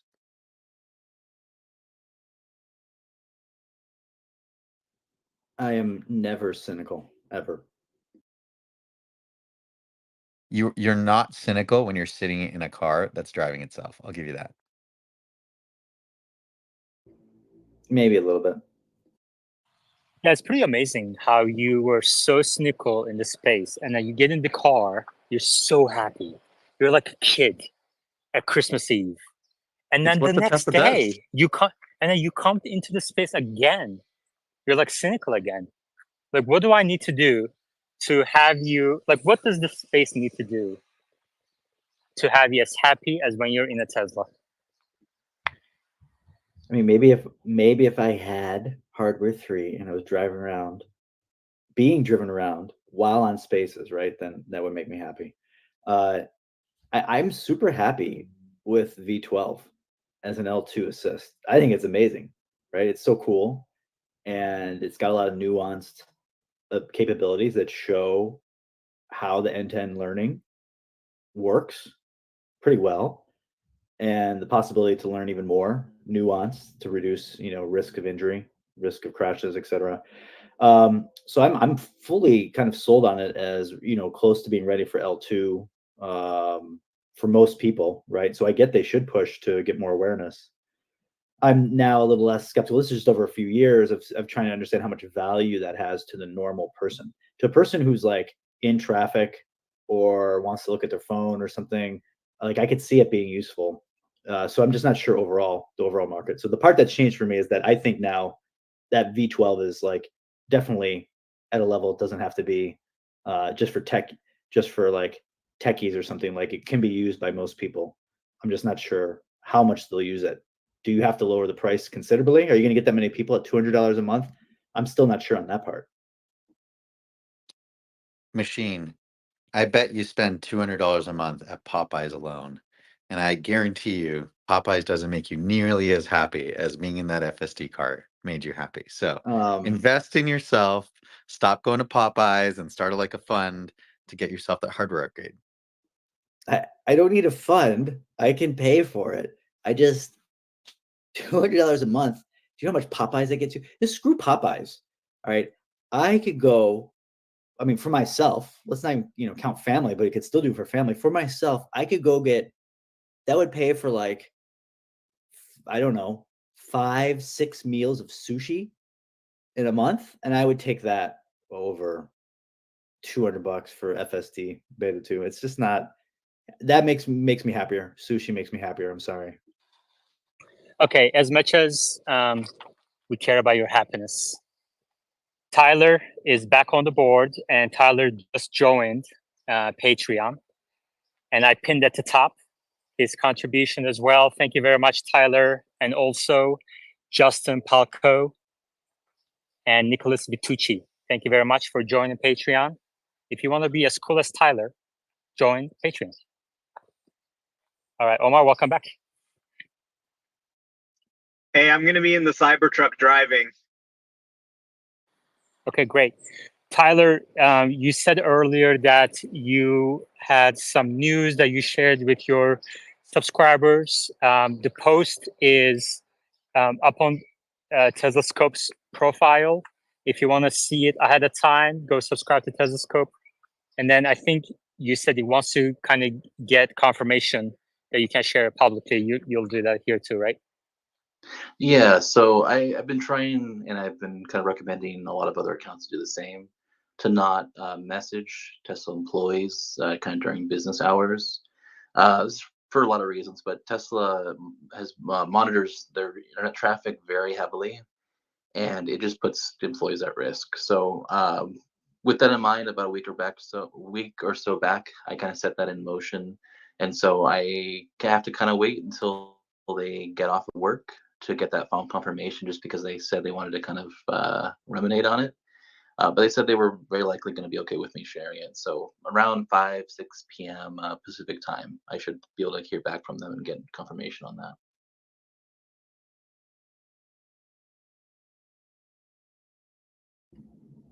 Tyler, blink twice if it means everyone's getting FSD V12.3. All right, there you go.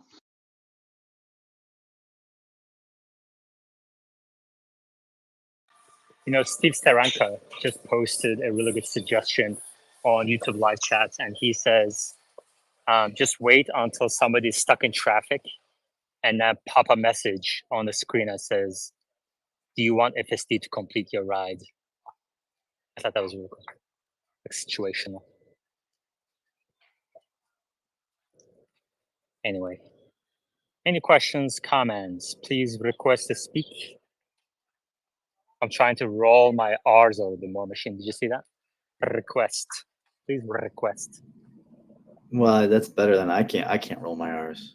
You know, that's not a English thing. That's like a Spanish thing. But if you want to learn Spanish, I mean, you're in Texas, so it basically is part of Mexico.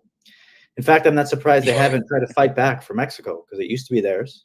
It was taken away. I don't know what's the time frame that's allowed, and then it's not. I'm not sure of that. Well, it's a sensitive it's a sensitive topic these days. Yeah, exactly. But yeah, the rolling of the R's is more of a French thing as well. So, all right. Actually, that's not true. That's that, completely false. Yeah. Go ahead. What's your next joke? No, I'm not going to go on that area. You know, I'm upset. I'm ready to sue Tesla because they didn't have some automatic detector to stop the trunk lid from slamming on my finger after I was jamming in my daughter's stupid box, like project at school she wanted to take home, even though she's never going to touch it again. And I'm trying to jam it in the trunk and had to put one finger down to hold it in while I closed it with the trunk. And then I mistimed moving my finger like at the exact last second to keep it shut. And I just bashed my finger. Where's Tesla with their autonomous features to stop this from happening? Like, I think this is unacceptable. Well, they did add a power trunk in 2020. This is God sending you a sign that your out-of-date Tesla needs to be upgraded. When are you getting your wife that new Tesla that she wanted? I don't. I'm agnostic, but you know, maybe this will make me believe in a God. Hey, somebody told me the other day, I said, why does a machine get a new Model 3 and give the old one to his wife? And I remember suggesting that to you, and you said, what was the response to that? I don't remember what my response was. I mean, I wouldn't have a problem with that. I wouldn't have a problem with her having the new one. Like, it doesn't matter to me much. The problem is that the having two Model 3s is that you need one car. When you have kids, you need one car that's like kind of an SUV. You need a little more. Oh, yeah. That's the main thing. She wanted the Model Y. That's right. She doesn't want the Model Y. What do you want then? What do you want? What do you want? It's not What that do you? simple. She What do wants a you Model want? 3. Have you seen The Notebook? No, I've not watched that. Listen, you're not going to get a chick by watching The Notebook, okay? You're not Ryan Gosling, okay? I was watching it with my ex-girlfriend years ago. She recommended it, but Your I like the ex-girlfriend, movie. your ex-wife? Whatever. This is my ex-girlfriend. This Oh. is many years ago. I didn't know you ever dated more than one girl.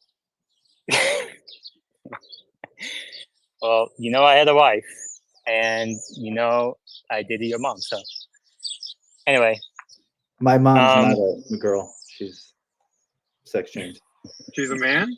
Wow. all right, okay, all right. This is getting out of hand. We have Tesla Tino in the house. If he wants to come up and tell us about his Cybertruck experience a few weeks into ownership, I would love to hear any updated thoughts. Jimmy, what's new with you?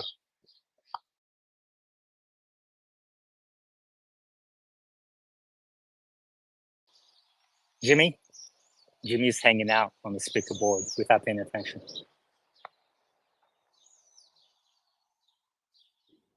Boot him. Yeah, done. Any other questions, comments? Please request to speak. Oh, Tesla Tino's here. Tesla Tino, how are you liking the Cybertruck a few weeks into ownership? I love it. Yeah, it's really cool. You guys can hear me, right? Yep, all good. Yeah, no, it's I don't know how to explain it. It's so good.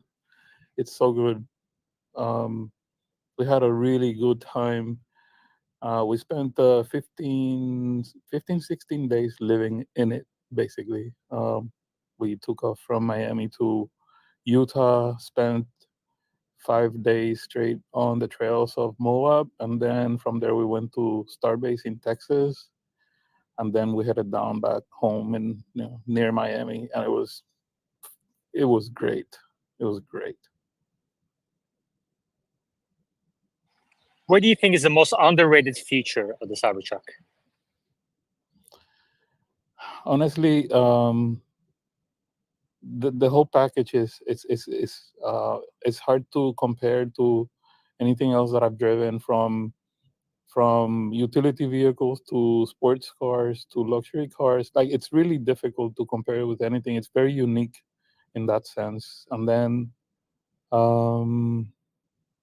I have to say that drive-by-wire is insane. Now I get back in, I still have my Model 3 Performance and I have the Model Y long range, and it almost feels like they're broken because, like, I mean, they're perfectly fine, but you compared to a Cybertruck, which is a massive, big vehicle, you have to turn the wheel so much to just give it a little input. And on the Cybertruck is so smart the way they implemented the drive-by-wire. Just like what's that other car from another brand that has it? I mean, it's insane. It's a good implementation. I hope in the future all Teslas have drive-by-wire. It's more. I think it's triple redundancy, so there's like no safety issues with that. People get on commercial airliners all the time, which are flown by wire as well. Like, the technology is there to make it safe. I think eventually all cars should be like that. It just makes it so much easier to maneuver. And then I Wait, think the before cyber. you joined, I Yeah. mentioned that I tested the Cybertruck this morning. Oh, And I have a nice. friend of mine in Austin who allowed me to drive it around, and I did a couple of U-turns. And it's like, until you kind of get into that driver's seat, you don't really understand what steer-by-wire really does. It makes it so much easier. It's so smooth. It's automatic. You don't have to worry about the thing. Just a little added convenience that adds up every time you turn, which obviously you do a lot. So it's a massive, massive benefit, I think. I agree with you. Every car, it's that makes you wonder, why doesn't every car have this? Yeah, 100%. And I also think that for being such a big vehicle, I mean, it moves like it's a tiny car. It's really hard to to explain. People, like you said, they have to experience it to understand it. Honestly, like, I don't have a problem with it being so, like, polarizing in terms of the looks, but if it were just a little bit less out there, right? Because you can't hide on the Cybertruck. There's no way you go incognito in it, at least for now. When they're more common, maybe, but if it was less like out there, I think more people would adopt it. I think eventually Tesla may do something more traditional. Maybe not. I don't know. I love the way it looks. I love the way it drives. The ride is really smooth. Also, um, I haven't experienced a lot of driving with the original tires because I basically almost immediately I replaced the tires for true off-roading tires because of the trip that I was going to do. Plus, I also do that multiple times a year, so I'm better off just having the off-road tires anyway. But it's really, really smooth ride. It's like you're on cloud nine all the time. Um, so the air suspension is incredible. The height, like at its lower height for the highway efficiency, the car is still sitting at eight. I think it's like 8.2, 8.3 inches from the ground. But when you really need the height, it can go up to like almost 18, which honestly, like if you need to be that high, you're doing more crazy stuff than what I did last 2 weeks in Moab. No one really needs that, but it's nice to have. The extract mode is incredible, and the cool seats are pretty good, like the Model S Plaid and the refresh models. Um, the efficiency, I was surprised because I was getting 500 watt hours per mile on the highway going 80 in most of Texas.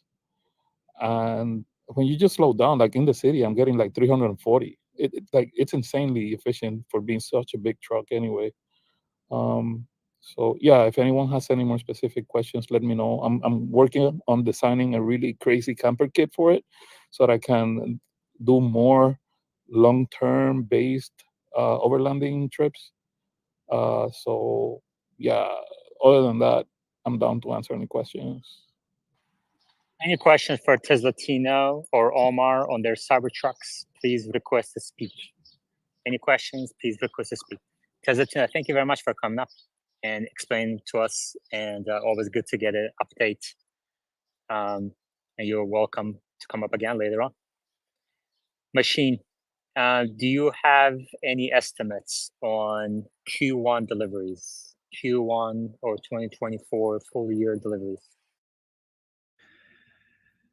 Well, I mean, listen, I'm not gonna pretend I've done as in-depth of analysis as other people like Troy, but I would say just looking at the trends in how his predictions have been changing over the last 2 months, it's pretty sure it's going to be under 420,000. That it's likely going to be less than a year ago. There's a little bit of upside risk, but more downside risk of even going near 400,000. So that's kind of, I think just under 420 would be my guess right now. Okay. Carlo, you may go ahead. Hey, what's up? How are you guys? Hey, Rafael, nice seeing you here too. Hey, listen, I just wanted to ask really quick, how was the delivery with the Cybertruck? Was it anything new than other Teslas or pretty much the same thing? Thank you, man. Yeah, I think it's for the most part the same, except that since they just started doing deliveries, we have the hype, right?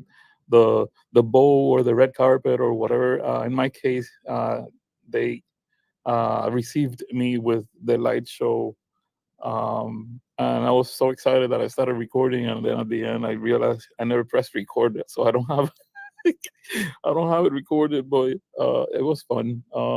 They went through. One thing that they do is, at least in my case, I don't know. Omar can say if it was the same for him, but in my case, my truck was there for a few days before I was able to take delivery because they really spend time making sure that everything is as clean as possible and as ready as possible for you to go pick it up and go happy with your truck. Other than that, I think it's pretty much the same. The super quick. Um, I actually had to figure out where they put the papers because I just logged in on the app and took my truck home. That's it. Um, I mean, I did get a few friends from our Tesla club here join me, uh, totally unplanned because they advanced my delivery date by 1 day. So I did it all last minute. And I gave all of my friends that went there, I let them drive it around the parking lot. But other than that, it was like really quick and simple delivery. Cool, man. Thanks. Nice listening to you. Thank you. Yeah, my pleasure. Yep. Chad? Hey, I'm wondering how you guys think the charging is going to work with the robotaxi, both in the short term when, say, version 12.4, 13, or something like that is starting to roll out, and they roll out the first robotaxis, and then also once it's pretty well implemented, do you think there'll ever be a fully autonomous, or how many years before a fully autonomous charging capability, or do you think there'll be middlemen at charging stations, sort of plugging in, and then Yeah, I also, think charging is their last word right now. They just want to get the FSD. What's the next question? okay, yeah. Do you think for delivering packages, how do you think that will work when for autonomy? Because how do you get that package to the front door? Say if the person's not at home, how do you solve that? Optimus. Yeah, exactly. So an Optimus Easy would ride questions. inside. Easy questions. These questions are too easy. Sounds like you haven't been coming to the space. Eric?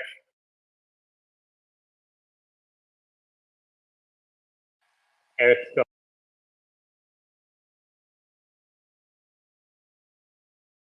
Oh, I took delivery of a Model 3, a new one yesterday, mainly for FSD. It doesn't have it. Do you guys know anything about that?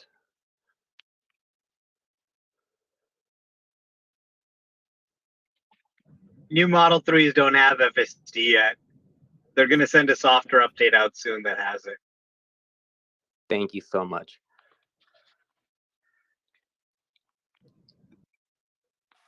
Maybe that is one of the things that, who knows, it's speculative. But maybe Cybertruck will get FSD. I don't know. Telescope is going to have an announcement. If you want to hear Telescope's announcement early on, you can subscribe to his X account, and he has a post up, and then he's going to publicly share it later tonight.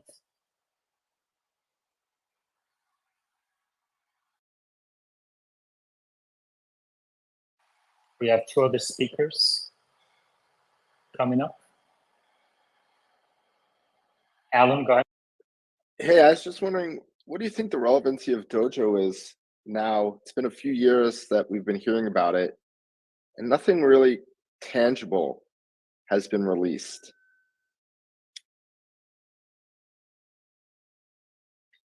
Well, I mean, other than them actually building the whole system and putting it into production and starting training, there hasn't been much that's been released. But I mean, Dojo's more relevant now than ever.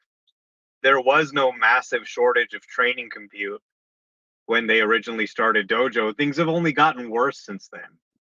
So I think, if anything, what's happening now just sort of reaffirms their commitment to this project. Thanks, Omar. Any other questions? Please request to speak. Roland? Yeah, man.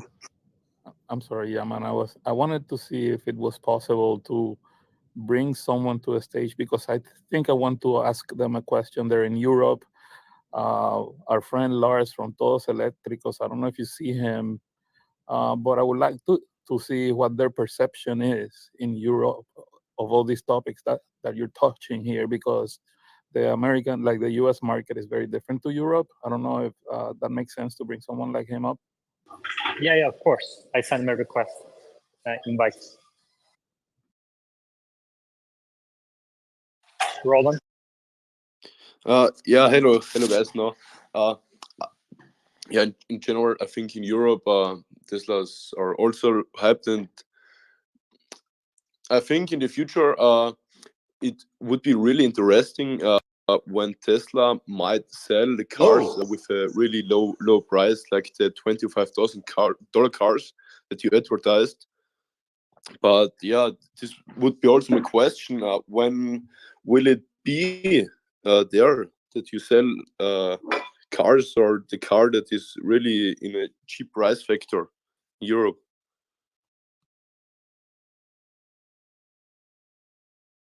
Omar, did you get that question?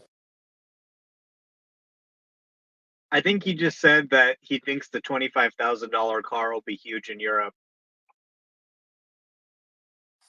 Okay, great. Todos, go ahead. Yeah, hi. Hey, thanks for letting me in here, and congratulations, Raphael, on your Cybertruck. I mean, everybody and their mother over here are screaming for a 25,000 smaller car. For us, the Model 3 is big. It's too big for our cities.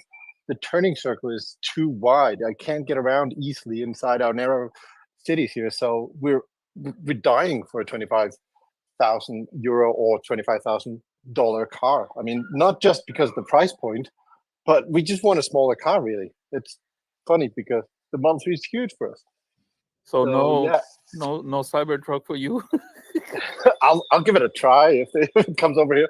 I seriously doubt they'll take it over here because of local regulations, though. They might have to classify it as a van, so then it would only be able to go like 90 kilometers an hour, which is like 50 miles per hour. There's a whole bunch of strange regulations they'd have to comply with. I seriously doubt that they're going to take it. I mean, we don't generally have pickup trucks over here. I live in a relatively small town outside of the city. There are no pickup trucks around. I mean, not like a few. There are no pickup trucks at all. I noticed they use a lot of vans over there. Yeah. For what most people that have a pickup truck use it here for. I guess so. Yeah. I mean, yeah, we have quite a few vans. You know, like typical Ford Transit and those kind of vans. That's what professionals use most of the time. But yeah, no pickups.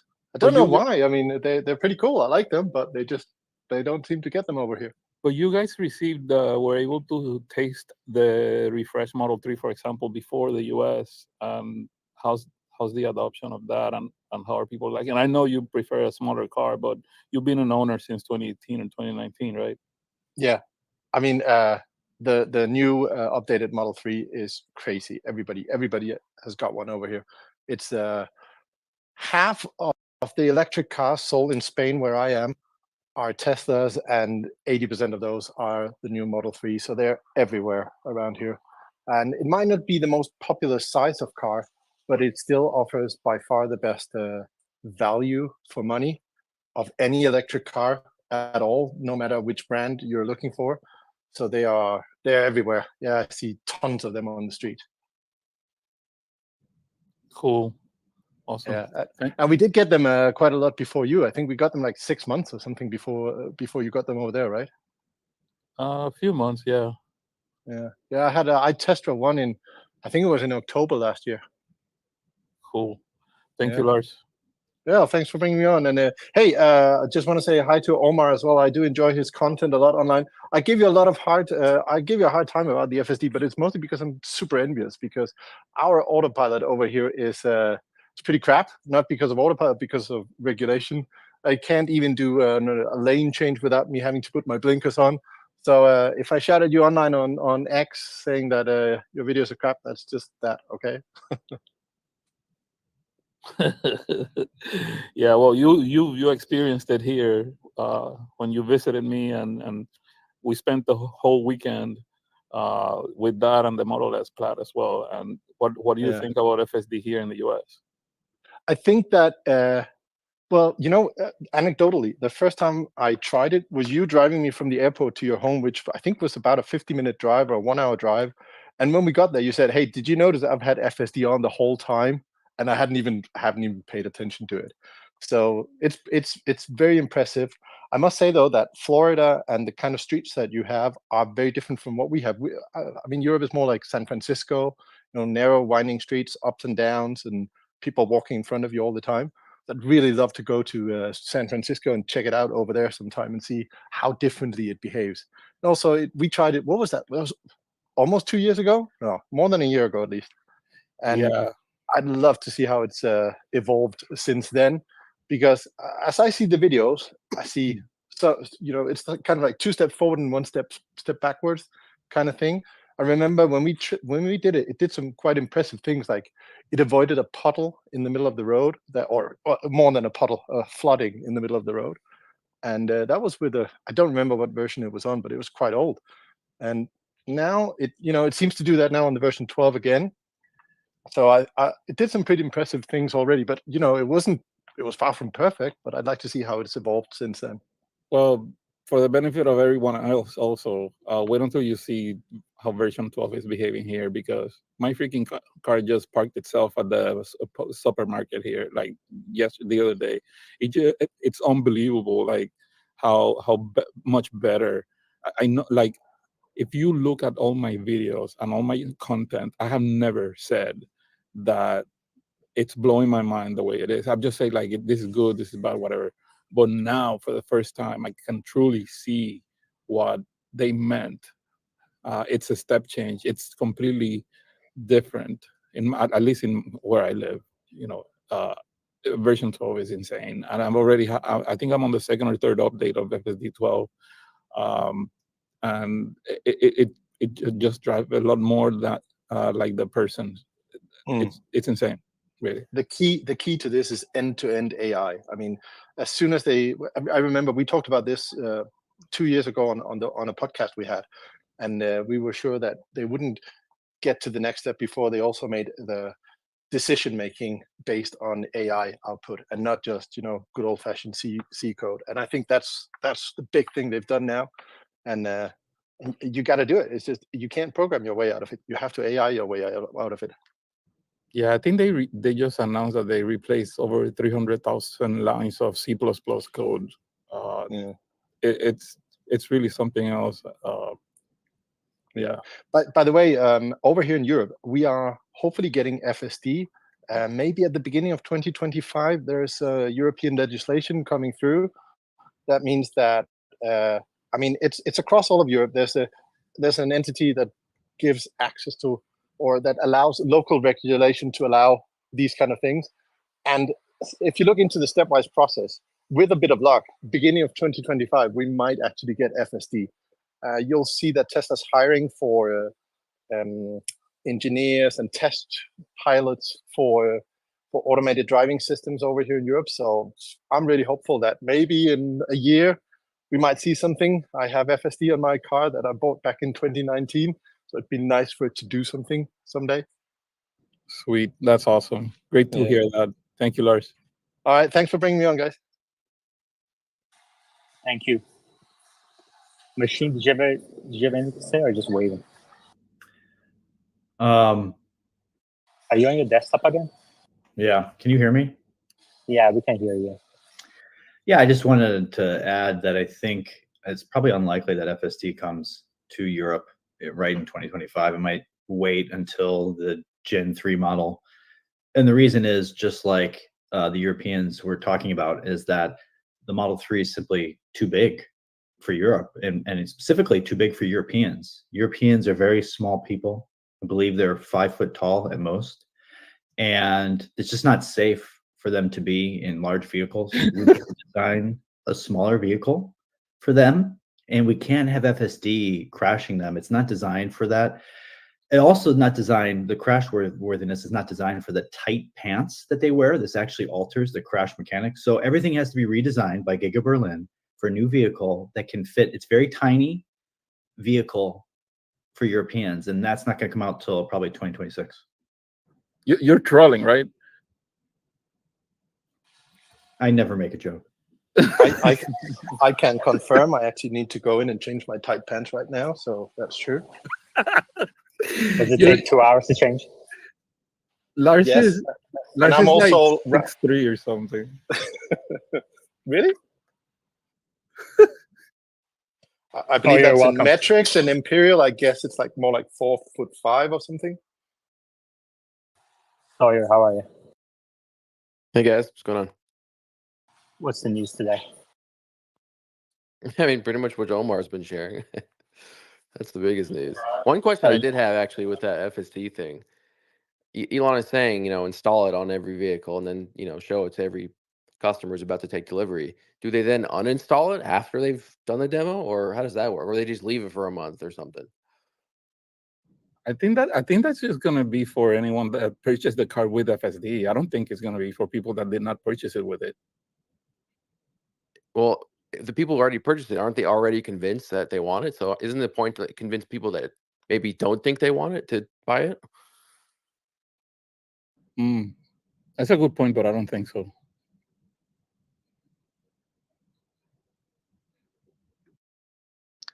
Well, we know that trials are planned, because Elon had communicated that previously, and I think reiterated at one point that once there was basically a stable build for version 12, we were going to see trials coming back. So I think that ties in perfectly with that, where both, I think it might be offered for those who have purchased FSD, whether they're subscribed or they purchased it, but also those who haven't.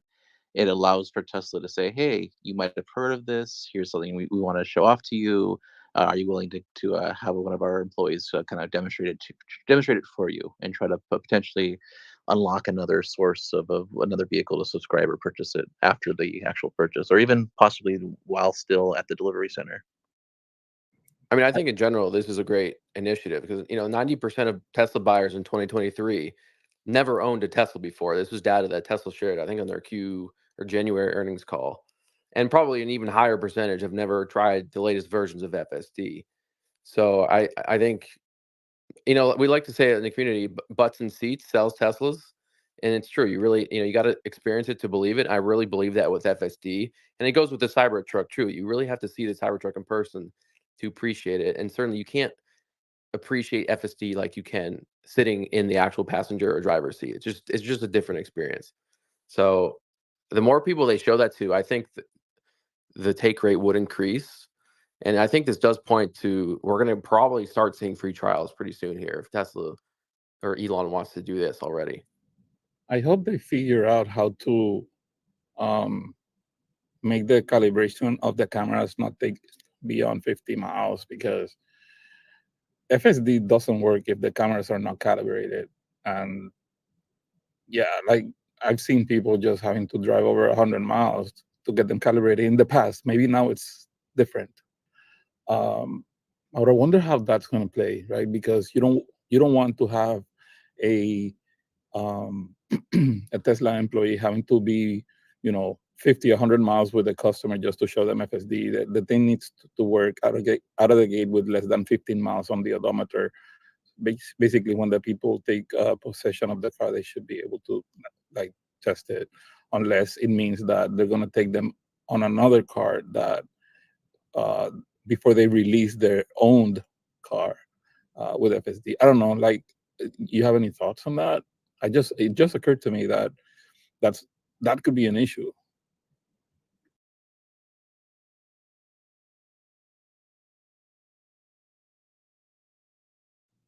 It could, but I think they'll sort of sort that out. I feel like Tesla Scope probably knows more about that stuff than I would, though. Yeah, so they've been experimenting with a way to cut that down to basically require 0 calibration miles. And this is similar to a process that they will use in service centers when they are doing a full glass replacement, where they have to rehouse the actual front cameras. It requires more physical space, and there might need to be some modifications to the actual delivery center buildings, at least inside, to facilitate this. But if they are going that route, then it essentially allows for instant access without having to drive at all. But there's no direct confirmation at this time. All we know is that Elon did respond to Omar, who's now back in the call, saying that they had something that they definitely had to tackle or prioritize. But I would essentially consider it solved. It's just a matter of when it's implemented.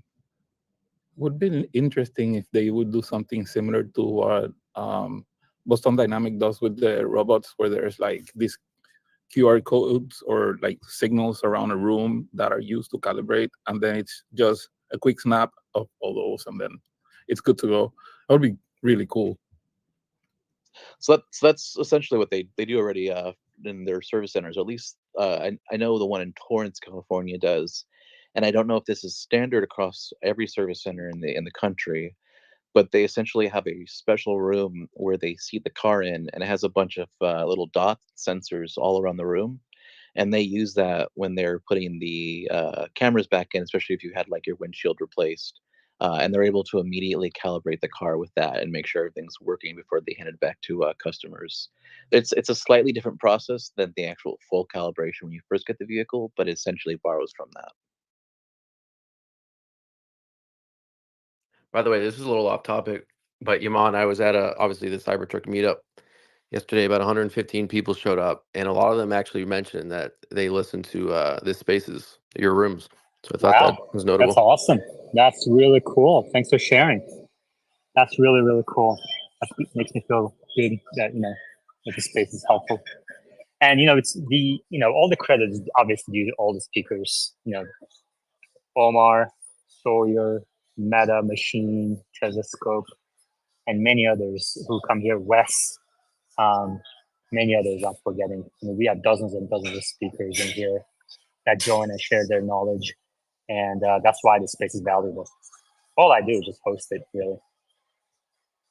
And thank you very much to all the speakers. If you'd like to support the space, you may go up to the top of your screens and do so on Patreon. Today we have Nicholas, Justin, and Telescope joined to support the space. Thank you very much, everybody. Omar, welcome back. How was the ride going? It's going great.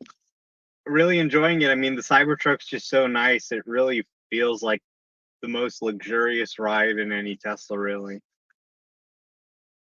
I feel like you don't think of trucks as like traditionally comfortable cruisers or highway vehicles, but I found the Cybertruck to be really comfortable for long drives. Yeah, the other day I had these wheels and tires in the bed. It was all loaded up with luggage and all this stuff, and I was just cruising on the highway, and it was just so smooth. It felt like I was just floating, and I was like, wow, you have no idea that you're hauling all this big, heavy stuff. It just feels so comfortable still. It's crazy. It feels, better than an S-Class or a 7 Series, but it's a truck. I agree. I just drove 6,000, I think it's like 6,400 miles with a full packed truck overlanding, and it was like nothing. I just wish it had FSD. That was the only thing. I was driving like a caveman manually. Oh my God. When this thing has FSD 12, game over. This is just going to be amazing. Yeah, it's something else, definitely. And since we're on the topic, how about that wiper? Like, I went through a crazy thunderstorm, and there's no better wiper than the samurai blade that the Cybertruck has. It's insane. Like, I got on my Model Y the other day. I think it was yesterday, and it was raining, and I looked at the two tiny little wipers. I was like, okay, now I get it. This was normal, and now it's like, what is this, a joke?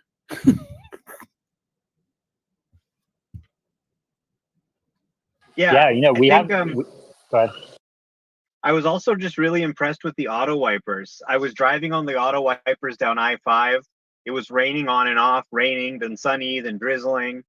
And I didn't have to adjust the auto wipers once on the Cybertruck. They just shipped that as a software update. So it was really great to see auto wipers just working as you'd expect on the Cybertruck.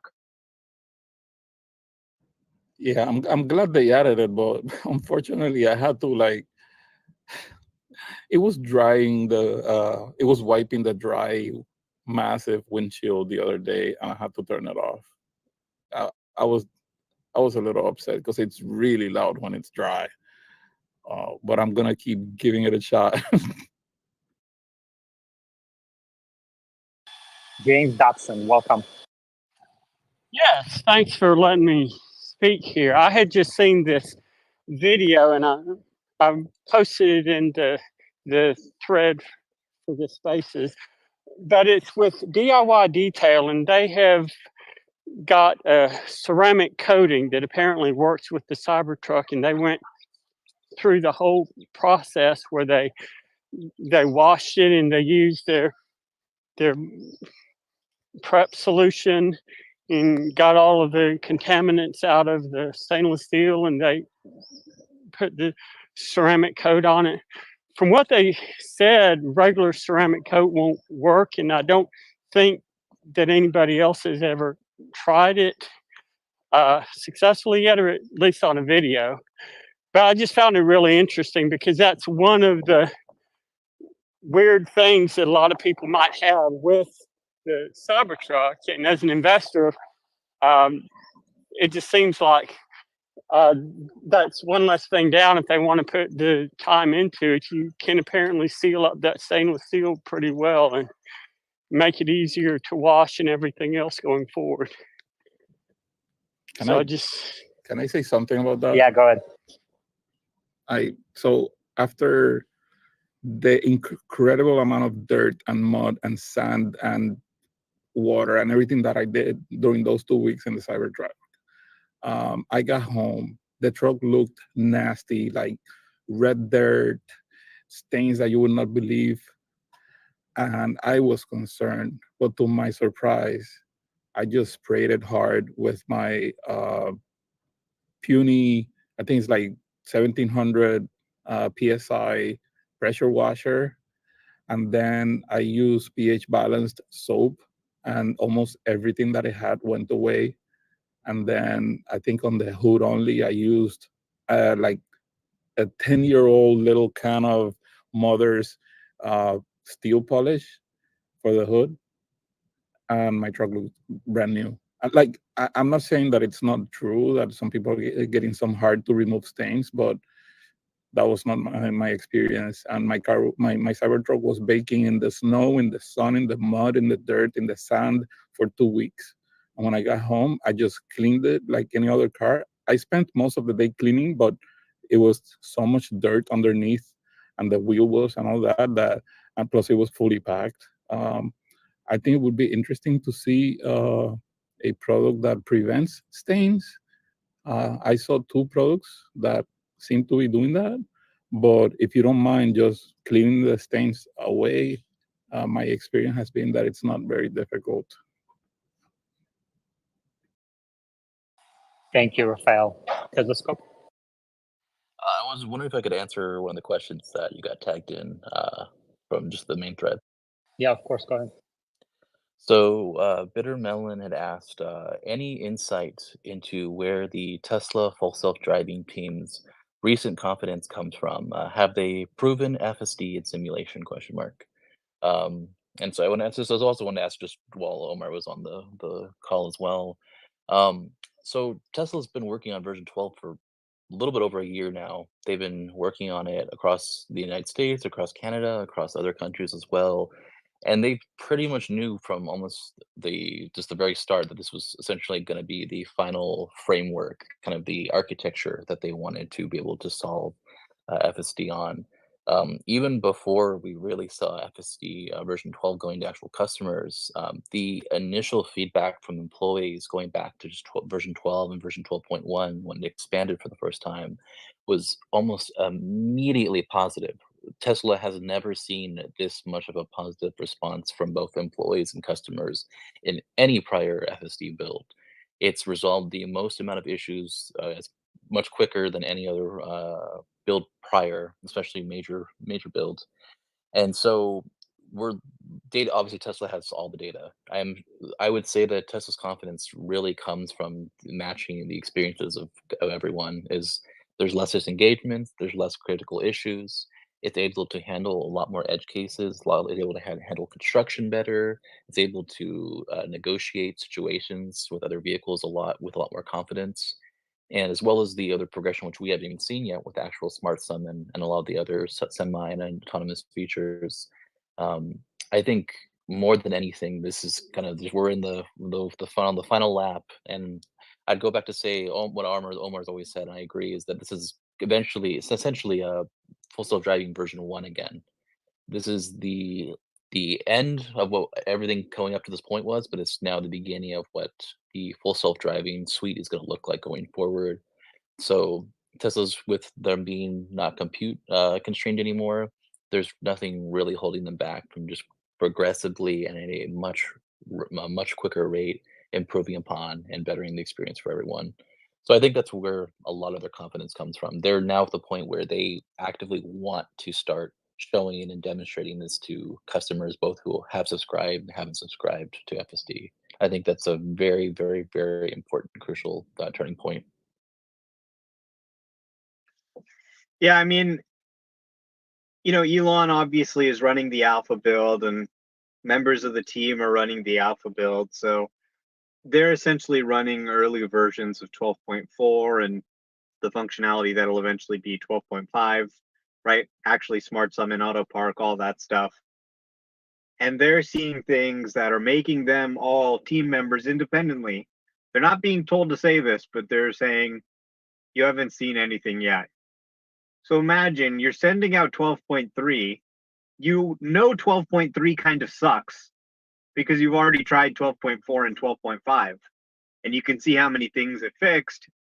But everyone's still excited about 12.3 because they're coming from 11. So I think that's just kind of where the you haven't seen anything yet comes from. I don't think they're doing any simulation or anything like that.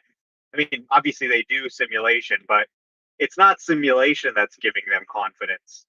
It's what they're seeing on their own cars. I mean, long story short, this is the breakthrough that we've been waiting for. This is the breakthrough, I think, in the software architecture. And it seems like there's also now been a breakthrough in compute. Once they realized that this new approach required a ton of compute, they started working to solve that problem.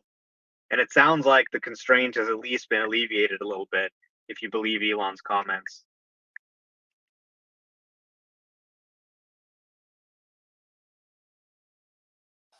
Thank you, Omar, and thank you, Telescope. So your question for you. So given all the positivity around Cybertruck and FSD, when do you think this will all reflect in the stock price? Probably once it starts to become material to earnings. I do feel like there has been a wave of positivity over the last week or so that's probably helped the stock a little bit come up from its lows of the 160s. But long term, I think it really just has to start impacting financials for it to have a long term impact on the stock rather than just a quick bump.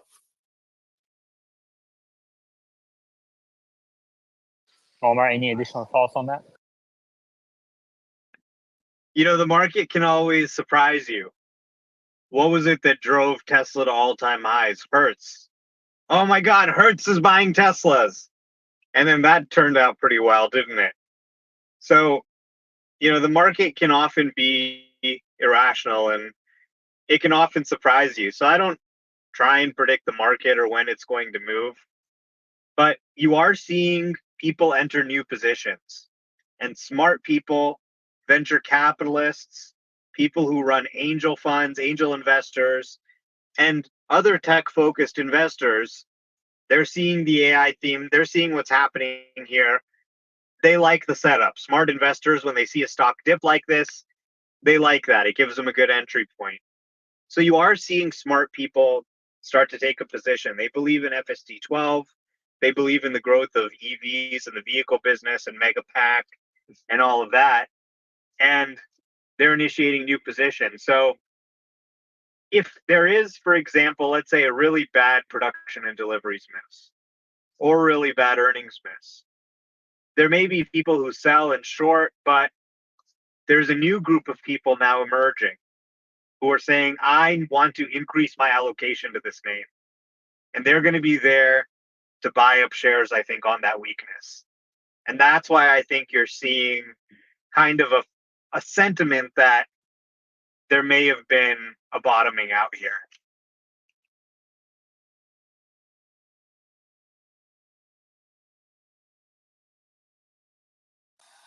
Thank you, Omar. Any other questions, comments, please request to speak.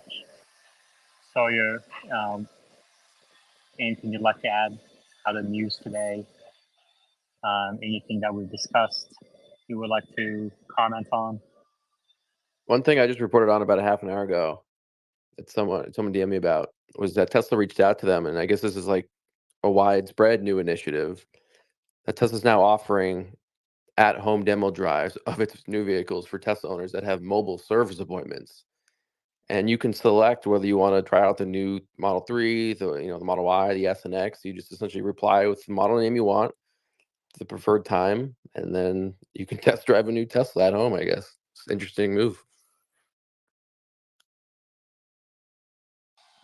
Thank you, Sawyer. Omar, any final thoughts?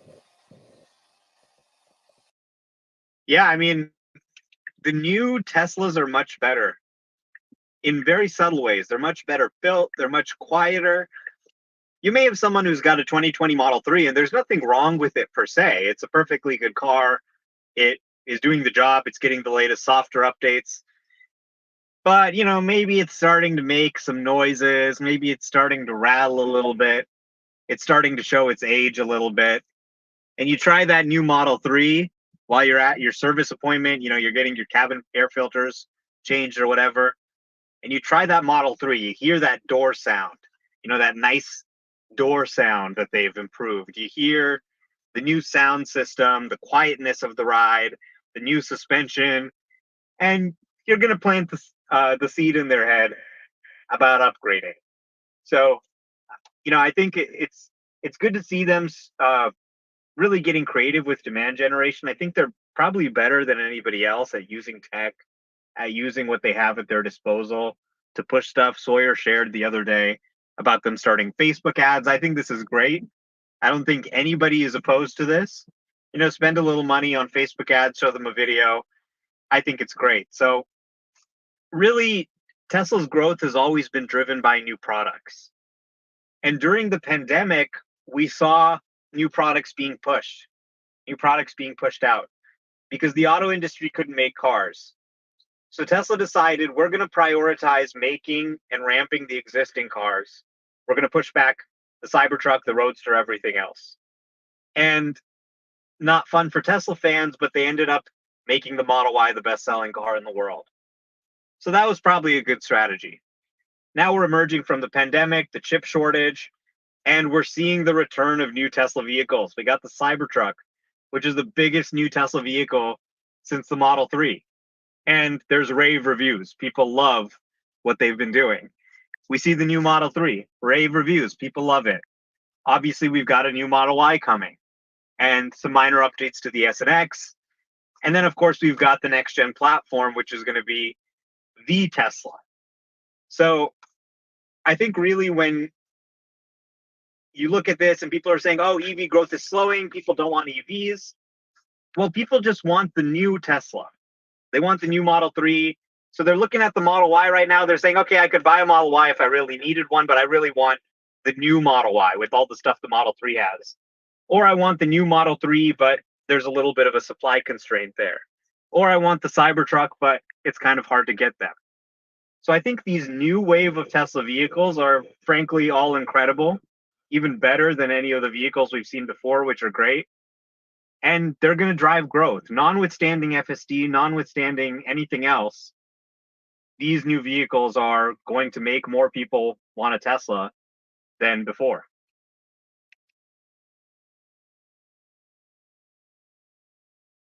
Thank you, Omar. Lawrence? Hey, so I had a question regarding the new end-to-end approach that Tesla is taking with FSD. Will it be harder for them to, I guess, outline detailed improvements in the release notes? Because I guess the past two releases, I've just been seeing them mention the 300,000 lines deleted, but not much detail after that. Typically, they haven't given a lot of granularity for point releases. So like between a 12.3 and a 12.3.1, they don't typically give out new release notes. For like a 12.3, a 12.4, usually they would. So there is a little bit of an unusual thing there where they're giving the same release notes for 12.2, 12.3.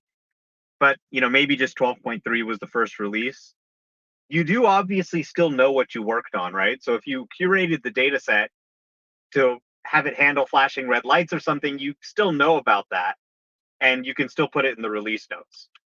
But there may be some things that are actually emergent behaviors that surprise them. Like, for example, you could be, just putting some clips in and it could unintentionally learn some behavior that doesn't even get documented. So they can still do release notes, and I expect they'll continue to have release notes in the future. Gotcha. Can I ask one more question? Sure. So I don't know if you've noticed in the latest V12 release, there's this weird behavior that I've noticed when, let's say you're going from like a single lane to like 3 turning lanes. The car sometimes is kind of indecisive in choosing which of those turning lanes to get into. I don't know if you've noticed that or not, where you're at.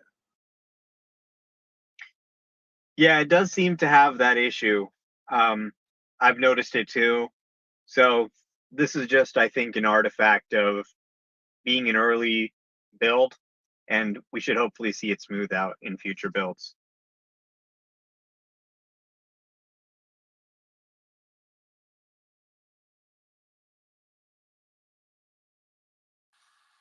Thank you, guys. We have one more question. Man, it's been a busy day. This space has been going on for 2.5 hours. If you'd like to chip in, if you've been enjoying the space, you may do so on Patreon via the link at the top of your screens. Carla? Yeah, I'm about to get take delivery of a Model X. Omar kind of mentioned something that they're doing something new to Model S and Model X. So what are those things? I was just wondering. My delivery is tomorrow. Yeah, I don't think it's anything major, and it's hard to know for sure when this is going to come out. But there have been some rumors about, for example, ambient lights being added to the SNX and potentially a front bumper camera. But it's hard to know for sure when that's going to start or when they're going to start offering it. But there have been some rumors, and sometimes we're not talking about anything earth shattering, but just some minor things to sort of bring it up to sync with some of the other Tesla vehicles. All right, great. All right, well, we're going to wait for news from Telescope later tonight. Thank you very much, everybody, for joining today. It's been a fun space. It's been very informative. Thanks to everybody who joined. Thanks to all the speakers, and I will talk to you all tomorrow.